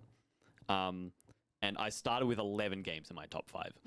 Now that number did get smaller, but then I had to cut it down from 9. And the other 4 games in this top 5 list are games that could easily have existed in a spot on this list if it weren't such a competitive year. Totally, yeah. And so those games for me were Final Fantasy 16, Resident Evil 4, Ghost Runner 2, and Marvel Spider-Man 2. And then the honorable mentions in terms of games I really enjoyed this year.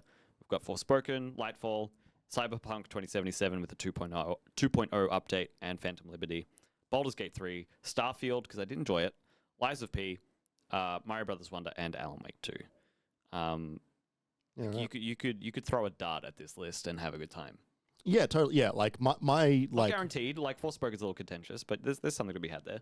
The ones that I didn't include on my list that I wanted to were like it was Zelda, it was Dredge, and it was El Paso. No, forgotten the last one. It was on your list. And it was on my list. Yeah. It's not Final Fantasy. It's not Spider-Man. No. It's not Ghost Runner. Cyberpunk. No. Mario Wonder. Yep. Yeah. Like those 3 games are great. They're really good. Yep. And they're not my favorite 5 of the year. What a messed up year. Yeah. So that leaves us in the awkward position of having to. So people in the chat are dragging Starfield, which is very funny. It's not a perfect game. I did enjoy my time with it. It has issues, but it's not a good game. I think it's only a good game personally, not as in not great or amazing. And a lot of people like it less than I do, which is fine. Poo-poo. Poo-poo, pee-pee, Starfield, poo-poo. Yeah. Hey, now we're in the really weird position where we need to pick one for the year for MiniMap's definitive Game of the Year 2023. So obviously, My favorite game of this year is Tears of the Kingdom, and Jeremy's favorite game of the year is Alan Wake 2. However, I think the conversation should be bigger than that. Yeah, I think so too.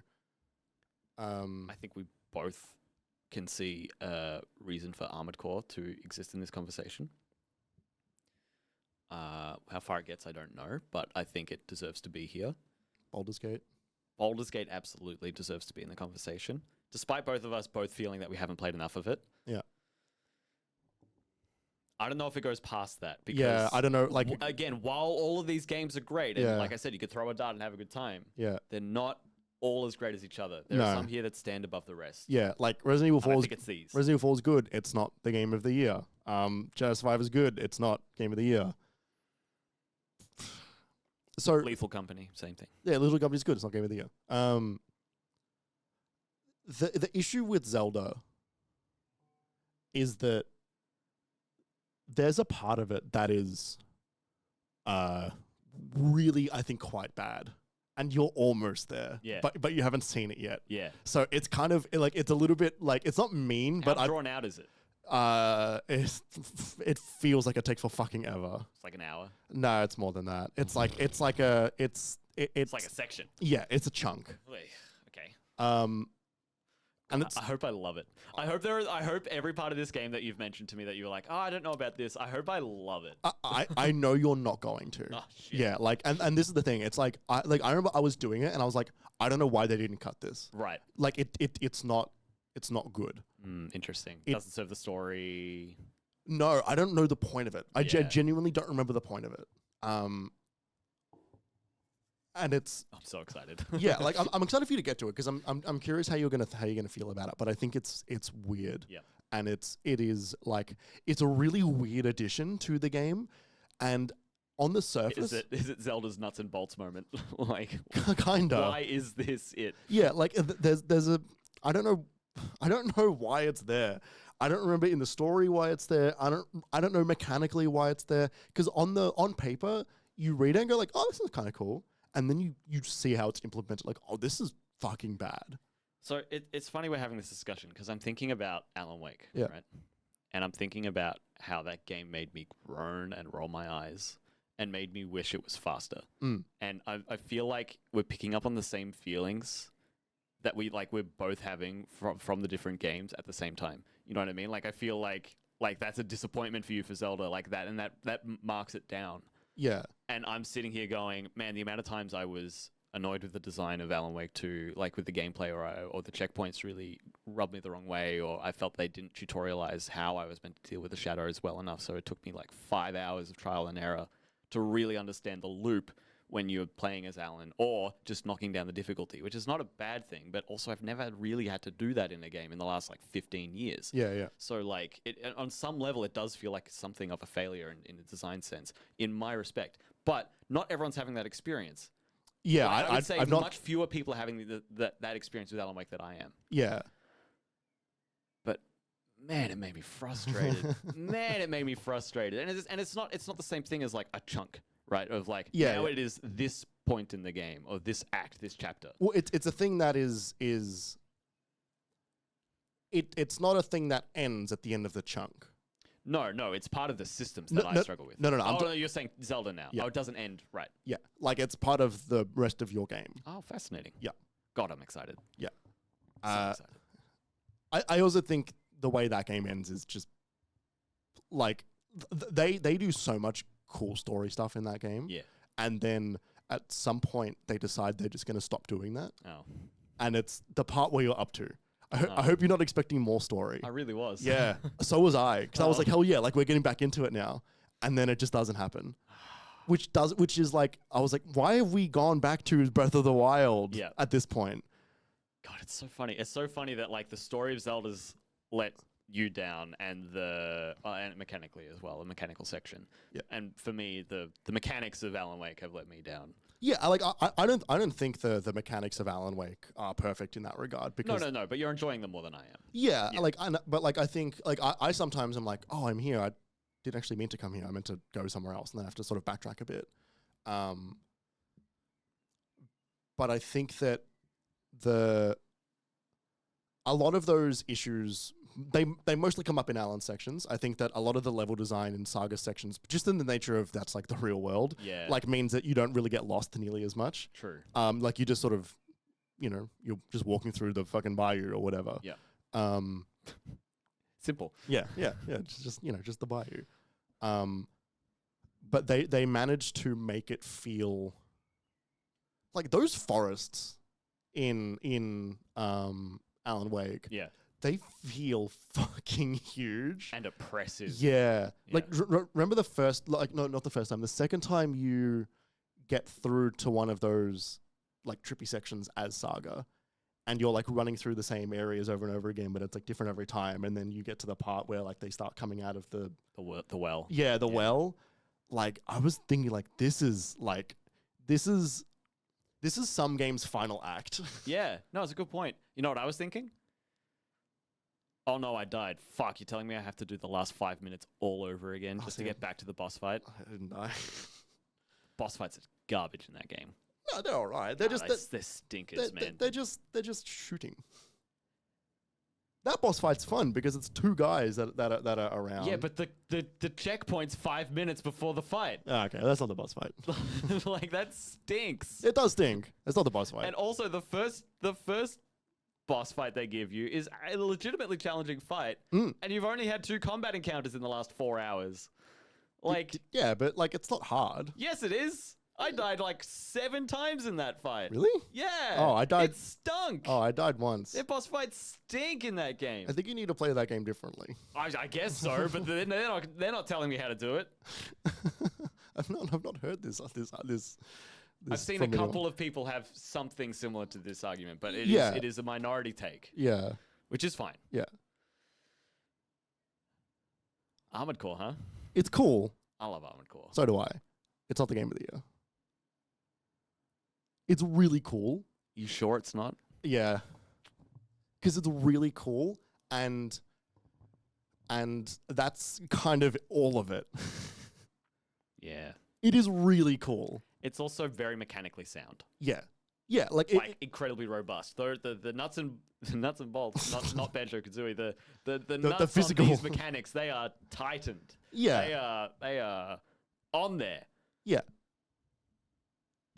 It's not like Shit, I think you're right. like it's really cool. It's a fairly basic game structurally, which is not bad, but it doesn't. So you get to the second playthrough.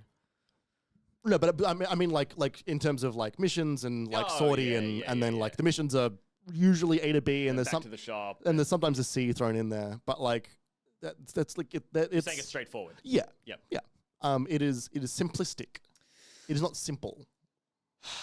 It's cool, but it's not the best game that came out this year, I think. Shit. I want it to be. Though. So do I. Especially for a game that neither of us were like.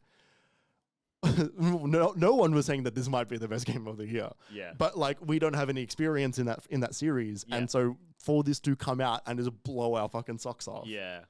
I'm so glad you went back because I remember when I finished it, I was like, you need to fucking go back and play more. I'm glad I went back. I'm glad I got all the way through it too. Yeah. And beat that final boss. Yeah. Okay, well, if it's not Armored Core, then we should stop talking about it, I guess.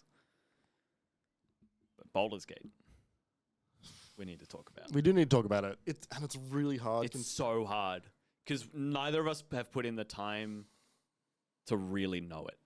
To like really know it. Yeah.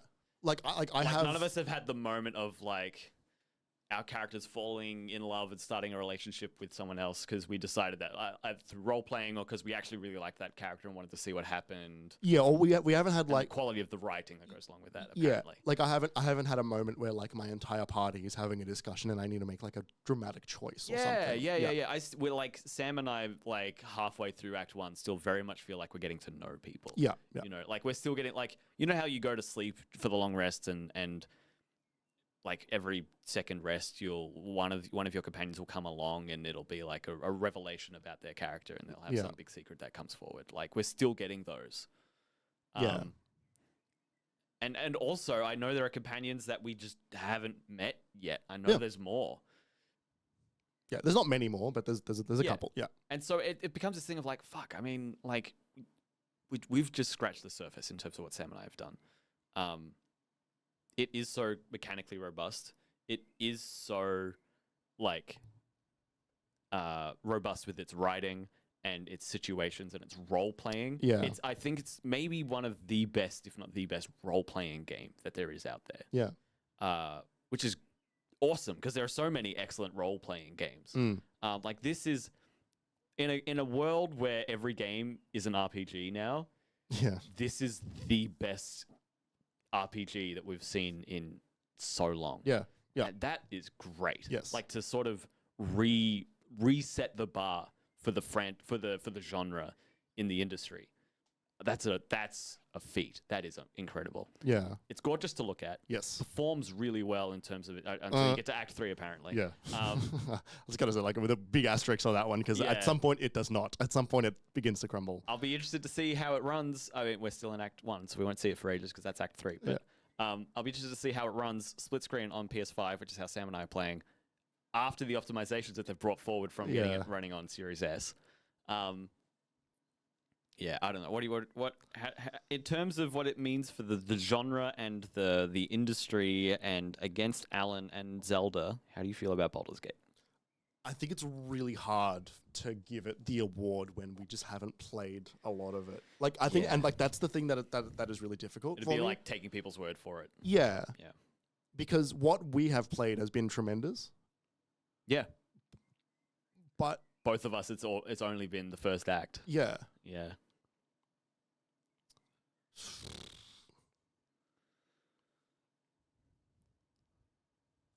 It is tricky. I think that there are that like all three of them bring very different things to the year, and to the spaces they occupy. Yeah, I think that I think Zelda is in some regards the safest of the three. Yeah. Yeah. And See that. I think that I think that like Zelda has weirdly got some like growing pains. Yeah. Like they've tried different stuff in this. Yeah, they have actually kind of reinvented the wheel with this game. Yeah. A second time. Yeah. But I think some of the things that they experimented on, I think like are really cool, and you know I love it when a game really swings for something. And some of those things I think didn't land. Yeah, like the changing of the abilities to be like your little like buddies running around with you. Yeah. I think is like really fucking annoying. It's not a very good system. And I sometimes- kind of prefer the old one from Yeah. Breath of the Wild, but this is, I think, their way of having companions, because that's another thing of them being like, how can we make this more of a Zelda game? How can we bring in the things that we missed last time of companions, Zelda games have companions? You've got Navi, you've got King of Red Lions, you've got Minda, you've got Fi in Skyward Sword. I think there's a difference between you and me, because every 2D Zelda game I've played, there is no companions. Yeah. It is just like, it is Link Yeah. against the world. Except Minish Cap, in which case you have the Minish Cap. Yes, right, yes. Um, Yeah, but like I think that like they frustrated me to no end. Yeah. Like to an extent where it's like I really need to use. Like, do you remember when you were watching me play the part where I was against the Gloom Hands. Yeah, against the Gloom Hands, and I was like yelling like, Yunobo, where the fuck are you? Yeah, yeah, Yunobo, yeah. Yunobo. Yep. I need you. Yeah. And I think there's some areas where they changed like. I adore building. Like when I need to build like a flying thing because I need to get up into the Sky Islands, that was always kind of like traversing the Sky Islands. I did not find intuitive or really that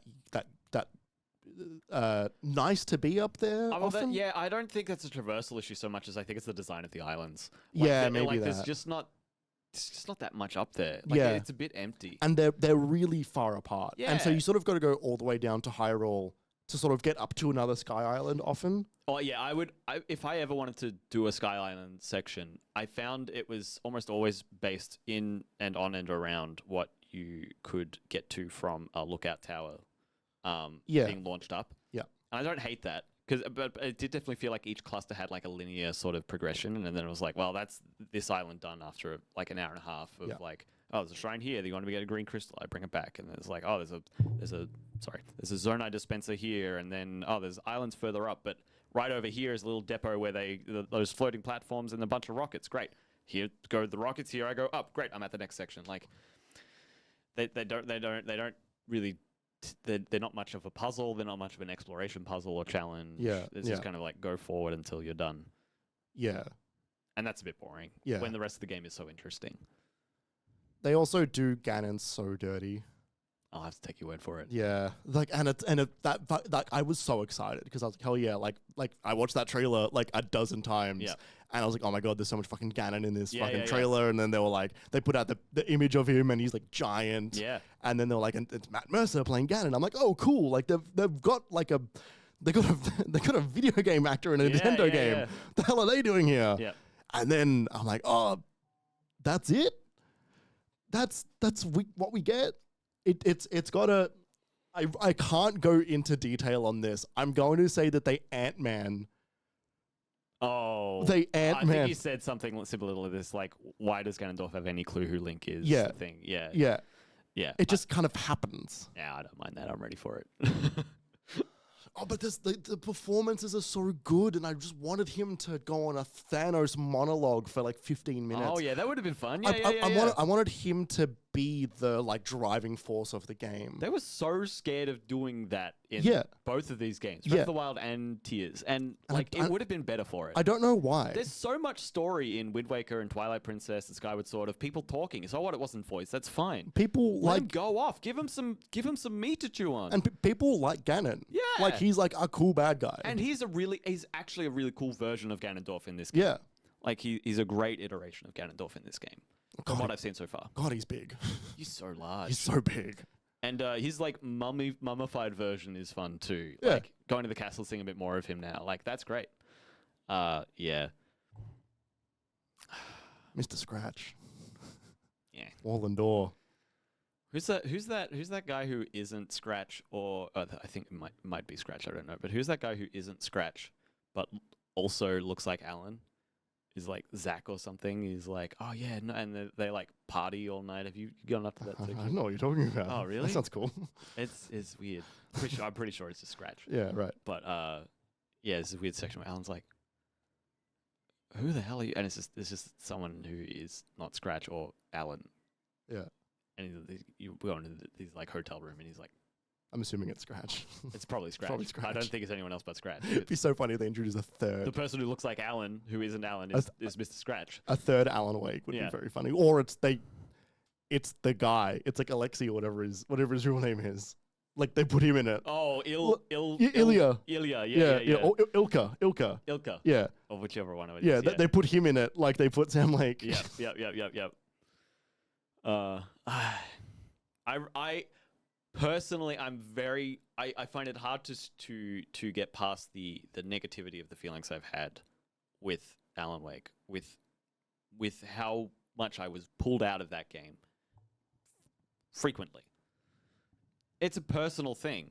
And it does, man, it really swings for it. They really swing for something.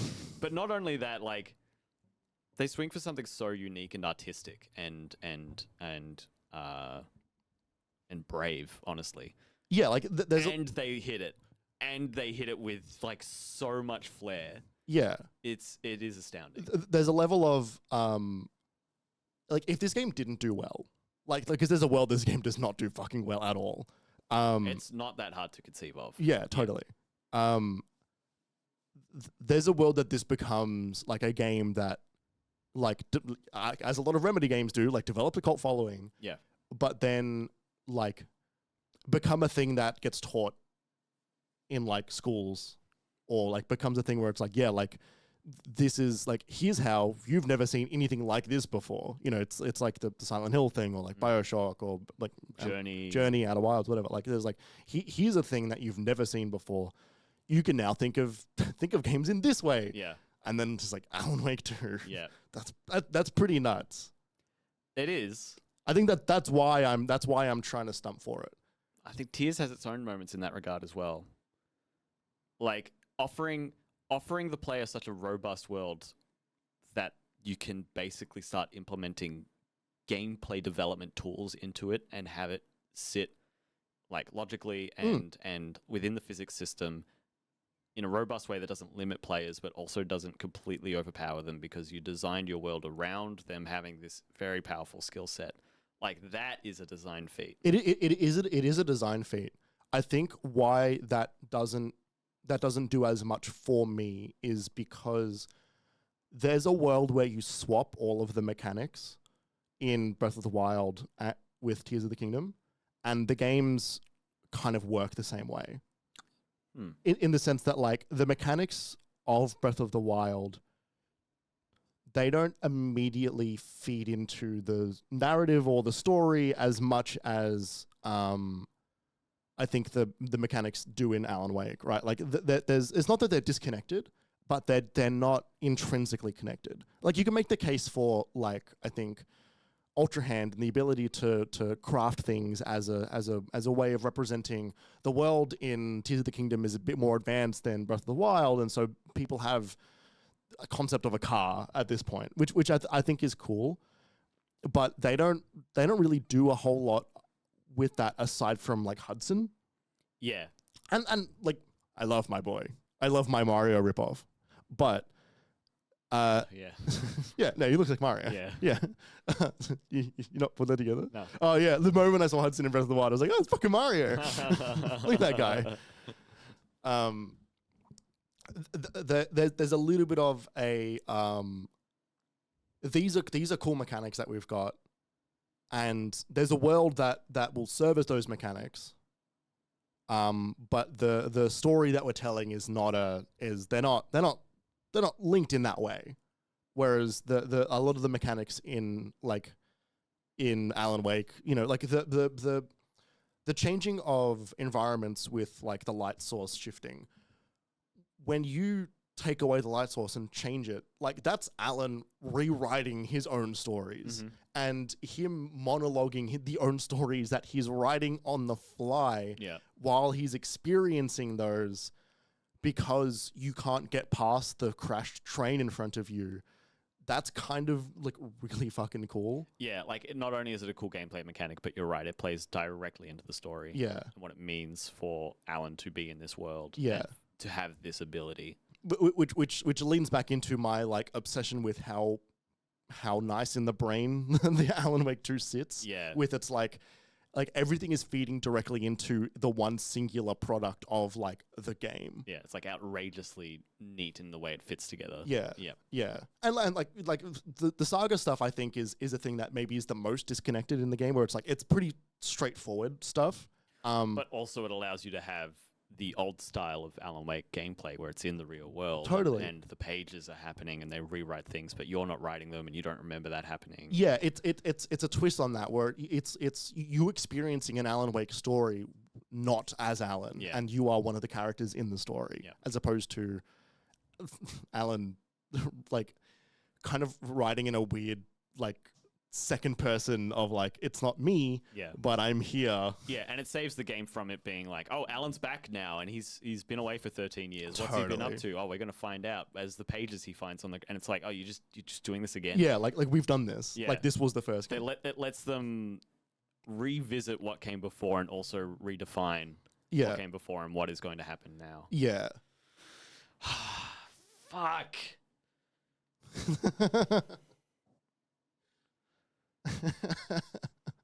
Jeremy, it's really impressive. It is a really impressive game. It's really impressive. How'd they do that? How did they do that? How'd they do that? For like not the biggest budget in the world either. You know, it's a creative accomplishment. It's not an accomplishment of like monetary. Yeah, of like corporation. Well, the entire reason that they do the live action moments was to save money. Yeah. And then they managed to weave it in to make it like elevate the experience.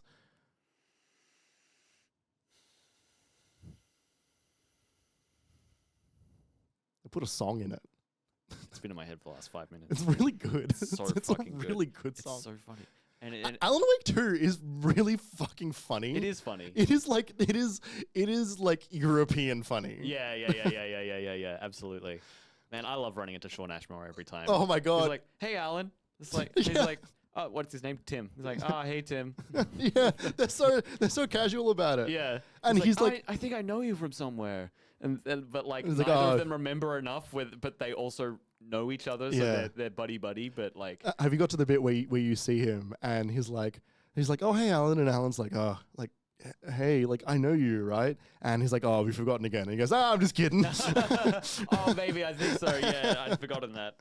It's like almost out of character just for Yeah. Alan to crack a joke. Yeah. But it still very much feels It's like not him. out of character for those moments though. No. That's what those segments are there for. Those moments remind me so much of meeting the janitor in Control. Yeah. After you've just seen like the most uncomprehendable like technological like being thing, Yeah. and you've just like shot it with your gun a bunch of times, and then you walk into a thing and the janitor is there just like hanging out. He's like humming a song. Yeah. I'm so glad he's in that game as well. Me too. He's so good. Artie's great. Fuck. I can't say any more to try and sway Alan. I think it just is Alan, and there's a part of me that's really not okay with that. Like, there's a part of me that I said it before, and I really meant it. That the frustration I felt playing this game, Totally. that I cannot wholeheartedly just hand it over, and like, really bothers me. And that frustration is an issue because I've seen like that was like part of my frustration. I experienced that frustration, but in Alan Wake 1. Right. Where I was like, oh man, like I actually don't want to do this part again. Like I Yeah. made it. Yeah. And then I got ganked and I didn't realize. And Yeah, then, like, and then give I'm me the out. credit. Yeah. Like just give it to me. Yeah. I kind of want more games to maybe adopt a like subverting death, kind of like if you die, just being like just let me keep going. Yeah, like the Ratchet and Clank, like skip the time puzzle thing. Yeah. It's really. I can see those issues. Yeah, and I'm not the only person to have felt them, which helps. Totally. I don't feel like I'm just out here on my own, Yeah. screaming into the void. Yeah. While everyone's off dancing with the old gods of Asgard. But What a cool name for a band. so cool. And then they're like, You know the moment where you've met them? Like, have you met them like in the old ones. Yeah. But they think they're Saga's relatives, and Yeah. it makes no sense. But they're all Swedish, and like Saga's got Oh a my Swedish God, name, or not Swedish, like are they from? Danish. Danish. Yeah. The moment where you go into the diner for the first time and that lady's And the like, lady recognizes you. yeah, the lady's and like, is oh my God, Saga. I Like, can't believe you came back after your daughter died here. And she's like, yeah. But the I moment, don't like this. I'm gonna stop talking to you. This is weird. She's Yeah. like, oh, okay, whatever, yeah, Saga. she's like, I'm actually uncomfortable by the conversation, sort Yeah. of thing. And then that moment after you meet the old gods and Saga's trying to like call, she's trying and like, she's not getting anything. yeah. That's like, that was really sad. I got really scared by that. It didn't play for me. Really? Yeah. Oh. Because I saw I've seen it coming for like 15 hours. Yeah, Like, but she doesn't get an answer is the thing. It's not like she calls someone and then she's like, oh, like, yeah, like your son's busy. I think what it was for me is I didn't buy that she didn't care about all these references, didn't care, and now all of a sudden she does. I think that's what bothered me. Like she's like, "Oh, my husband, I have to call. You got to pick up. Why aren't you picking up?" And after like this is not the first time she's heard about her daughter being included in some tragedy in Cauldron Lake that she's involved with. Sure. And like only now she's worried. Like I just struggled to buy that personally. okay. And that's just again, it's just hitting me different. Yeah. Fuck. Those jump scares are cool. They are cool. They are cool. Like, how do they make jump scares cool? I know. I love them. No one's made jump scares cool for the longest time. Yeah, the last time anyone enjoyed jump scares was like the first Paranormal Activity. Yeah, That was like 2008. yeah. And in games, it's always cheap, Usually, yeah. or it's like a jump scare followed by like a legitimate concern. Like I'm thinking Resident Evil 7, like the dad breaking through the wall. Where it's like that's a jump scare, but also it's then the immediate threat of, oh fuck, I need to go. Yeah. Whereas this is just like flashes on a screen. Yeah, and it's cool. Yeah, it is cool. And every time I'm like, fuck you guys, but also like, what was that? And it plays. It plays. You ever shoot a flare in the middle of a really dark area, and it's got this fucking look, this intense like fire, like you know, like it looks like a flare. It looks like a real flare, and it's hitting all of the surfaces inside of a really, really intensely, oppressively dark place. Yeah, it's the same visual stylings we saw when there was that moment in the subway in Last of Us 2, and there's the flares down. Yeah, right. Yeah, and you're hiding from the infected and the WLF, and you can play them against each other, and it's like, oh, fuck. Yeah. like, yeah.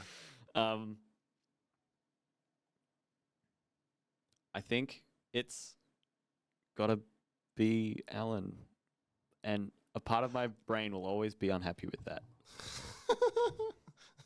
No, it's good. It is good. I think that game is great. No, I know, but I mean, like, as in, it's cool. It's kind of cool that it's, and this doesn't actually play into feelings about it. It's kind of neat that they made a sequel to Breath of the Wild, and it wasn't even the best game that came out that year. See, that's the thing. It is for me. That's why this is, because the conflict here is that like Alan is not at the top of my list. It wasn't even in my top 5. Let me rephrase it then. It's cool that it's like in conversation with like 8 other games. Yeah, that is amazing. Yeah. The first one really wasn't. The first one really wasn't what? The first Alan Wake game was really not on this level. No, God, no. Like the first Alan Wake game it's cool. Yeah, it's not like, and it's fun and it's unique, and they swung for something. Yeah. But it is not up there. No. With what was 2010? We're talking Mass Effect 2 and I'm struggling. Yeah, I Uncharted 2. Right. Okay. I think those are both 2009, but still like right. that area. Yeah. Assassin's Creed 2. Assassin's Creed 2 was 09. Right. Okay. Yeah. Yeah, it's a lot. Is it the best game of the year? I need you to do it. Is the thing.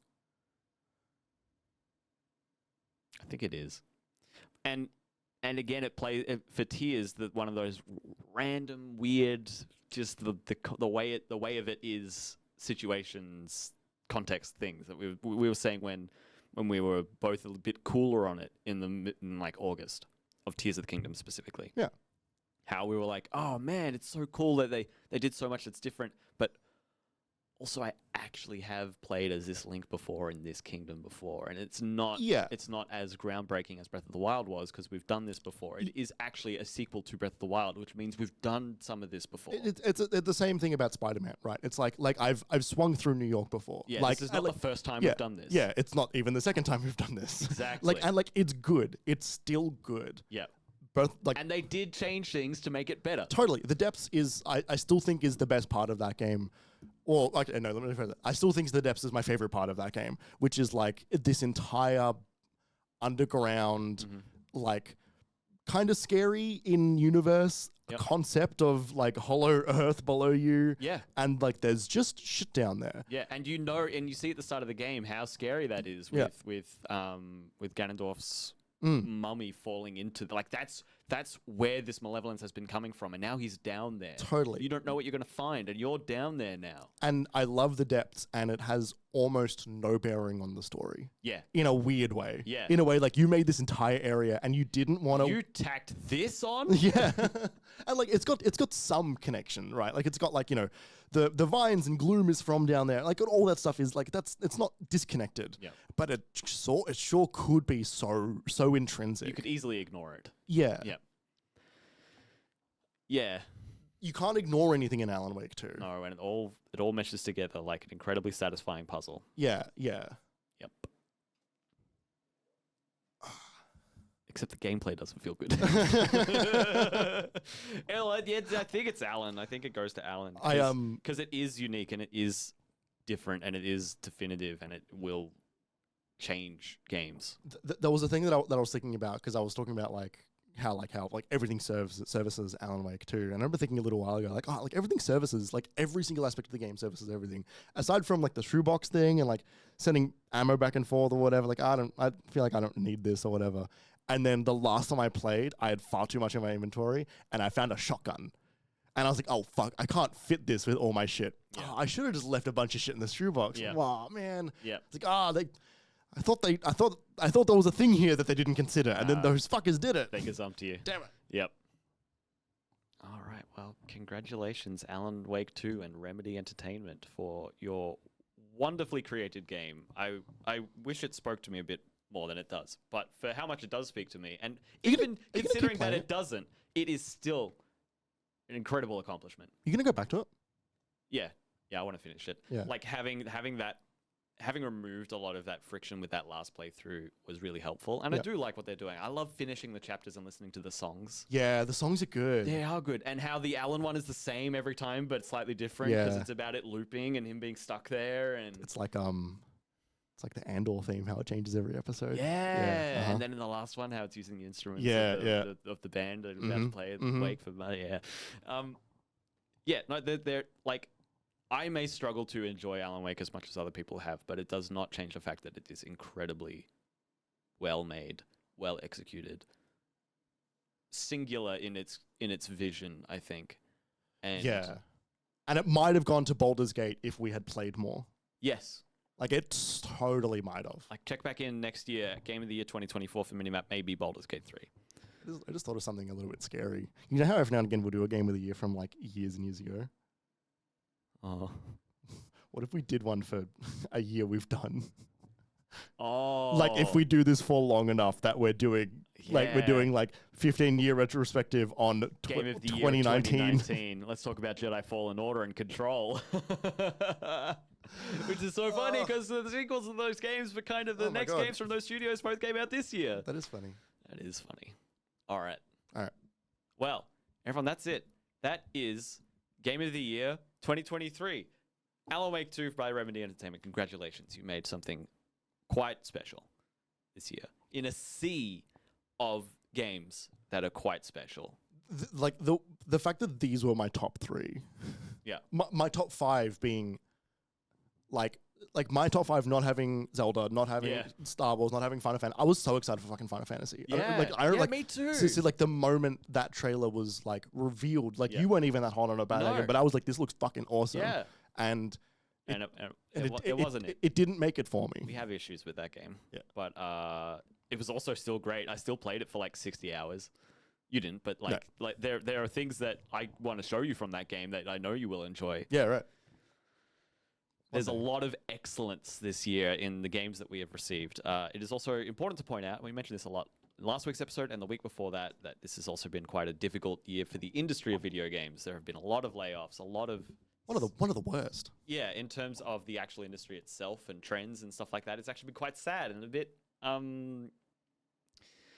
dehumanizing in a lot of ways. We've lost a lot of excellent people, a lot of excellent talent through layoffs, through cost cutting, through lack of funding because it's no longer COVID era, of video games being so good. So it's important to point out, I just want to mention that thank you to all of the game developers who have worked on these games that we've mentioned today, all of the games that we didn't even get to mention today.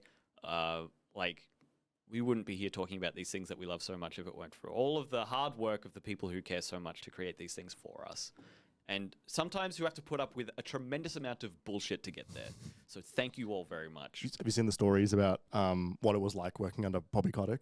I think you were talking about that the other day. A lot have started to come out. Yeah. Like a lot of people just being like, this is what it was like. Like it turns out... Like he threatened to have someone killed or something at the end of a meeting or something like that you were saying the other day? There was another thing where like when Overwatch 2 was going to be put on Steam, that was just a Bobby Kotick, like, I just want this to happen sort of thing. Oh, it was like a really arbitrary mandate. Kind of. Oh. And well, I mean, like, I think they were moving away from their launcher at that point anyway, but like, there's a lot of... but that was like a Bobby decision, not like a Blizzard decision. Yeah, and people would be like, hey, like, we need support because, like, Overwatch is huge, and so we need people to be, like, on the Steam forums, like, managing it. And he's like, no, don't do it. No, you're not going to do this. Like, I'm not giving you the money to do support. Of the decision that I've made. Well, everyone just remember, these things that we as people enjoy are made by people. And if not for the people, then it's not really worth it, in my opinion. And bosses are not your friends, and companies are not your friends. It's a good point. It's a good point. Well, we're going to leave it there. Thank you so much for listening, everybody. It's been our busiest year of Minimap. Yeah. By far. Yeah. No question. Are you gonna remember the outro? Oh, yeah, all of that nonsense. Yeah, right. but I mean, like, are you gonna be able to do it? Most of it. Okay. All right. Yeah. Everyone, thank you so much for listening. This has been the MiniMapCast for all of 2023 and also today. Thank you so much for listening. Thank you for getting to the end. Let us know what you think of games this year. But if you wanted to do that, you could find us on the socials. That's at MiniMapAU for the Minimap account on Twitter, Instagram, YouTube, TikTok, Twitch. You can also find us on Blue Sky at minimap.com.au. That's just the name of the website. You can also find us individually in places. You can find me at KJPalmer_24 on Twitter or without the _24 on Blue Sky. Jeremy, where can they find you places? At Obi1Jez on everything aside from Blue Sky, which is jeremy.minimap.com.au. If you enjoyed this show this year and you haven't given us a positive rating on a platform wherever you listen to us, or if you're feeling particularly generous, even other platforms that you don't listen to us on, if you could give us a positive rating, if you've got the time, if you enjoyed what you heard, if you've listened to us for an enjoyable amount of time this year, we'd really appreciate it. It would help us out a lot. You can also go to patreon.com/minimapau to support us financially. If that is within your purview and you want to do that, that option is there for you. For $5 Australian bucks, you get episodes of the MiniMapCast early as well as extra features we're cooking up. It's all over there for you. For everything else Minimap related, you can go to the website, minimap.com.au. You'll find our other podcasts. You'll find our excellent PAX preview coverage and other things we did over there. Our reviews we've done this year. More reviews this year than ever before, I think. Yeah, more reviews and also just more stories than we've ever done. As in more this year than the past 4 years combined. Maybe not combined. Yeah, no. Really? Yep. I looked. Wowza. That's a lot. Because there was a bunch of previews that I did throughout the year as well. Yeah. We actually didn't have that many websites, many stories on the site. What do you mean? It's all right, we got more now. It's great. It is great. What Minimap looks like in 2024 is undecided. Minimap right now is a malleable piece of clay. So be sure to check in with us when we check back in with you in about a month's time. And we'll all find out together what we're about to do next. Yeah, we'll figure it out. Together. As always, things should change and always change. So we can be better, so we can make better stuff. The MiniMapCast is actually about to become a dual protagonist. Yeah, you're going to be able to... We're going to do this together solo with different realities. We're going to do a Kerry half of the podcast on Monday and then a Jeremy half of the podcast on Thursday. But you can listen to it in any order. It doesn't matter. And actually, the Jeremy ones are recorded 2 weeks in advance and they release like ahead of time, but they reference each other. Yeah, I'll pop up in the Kerry one occasionally, but then talk about something that hasn't gone live in the Jeremy one just yet. And we'll piece it together in December. Hey, everyone, thank you so much for listening this year. It's been a great year. Have a good 2024. Merry Christmas.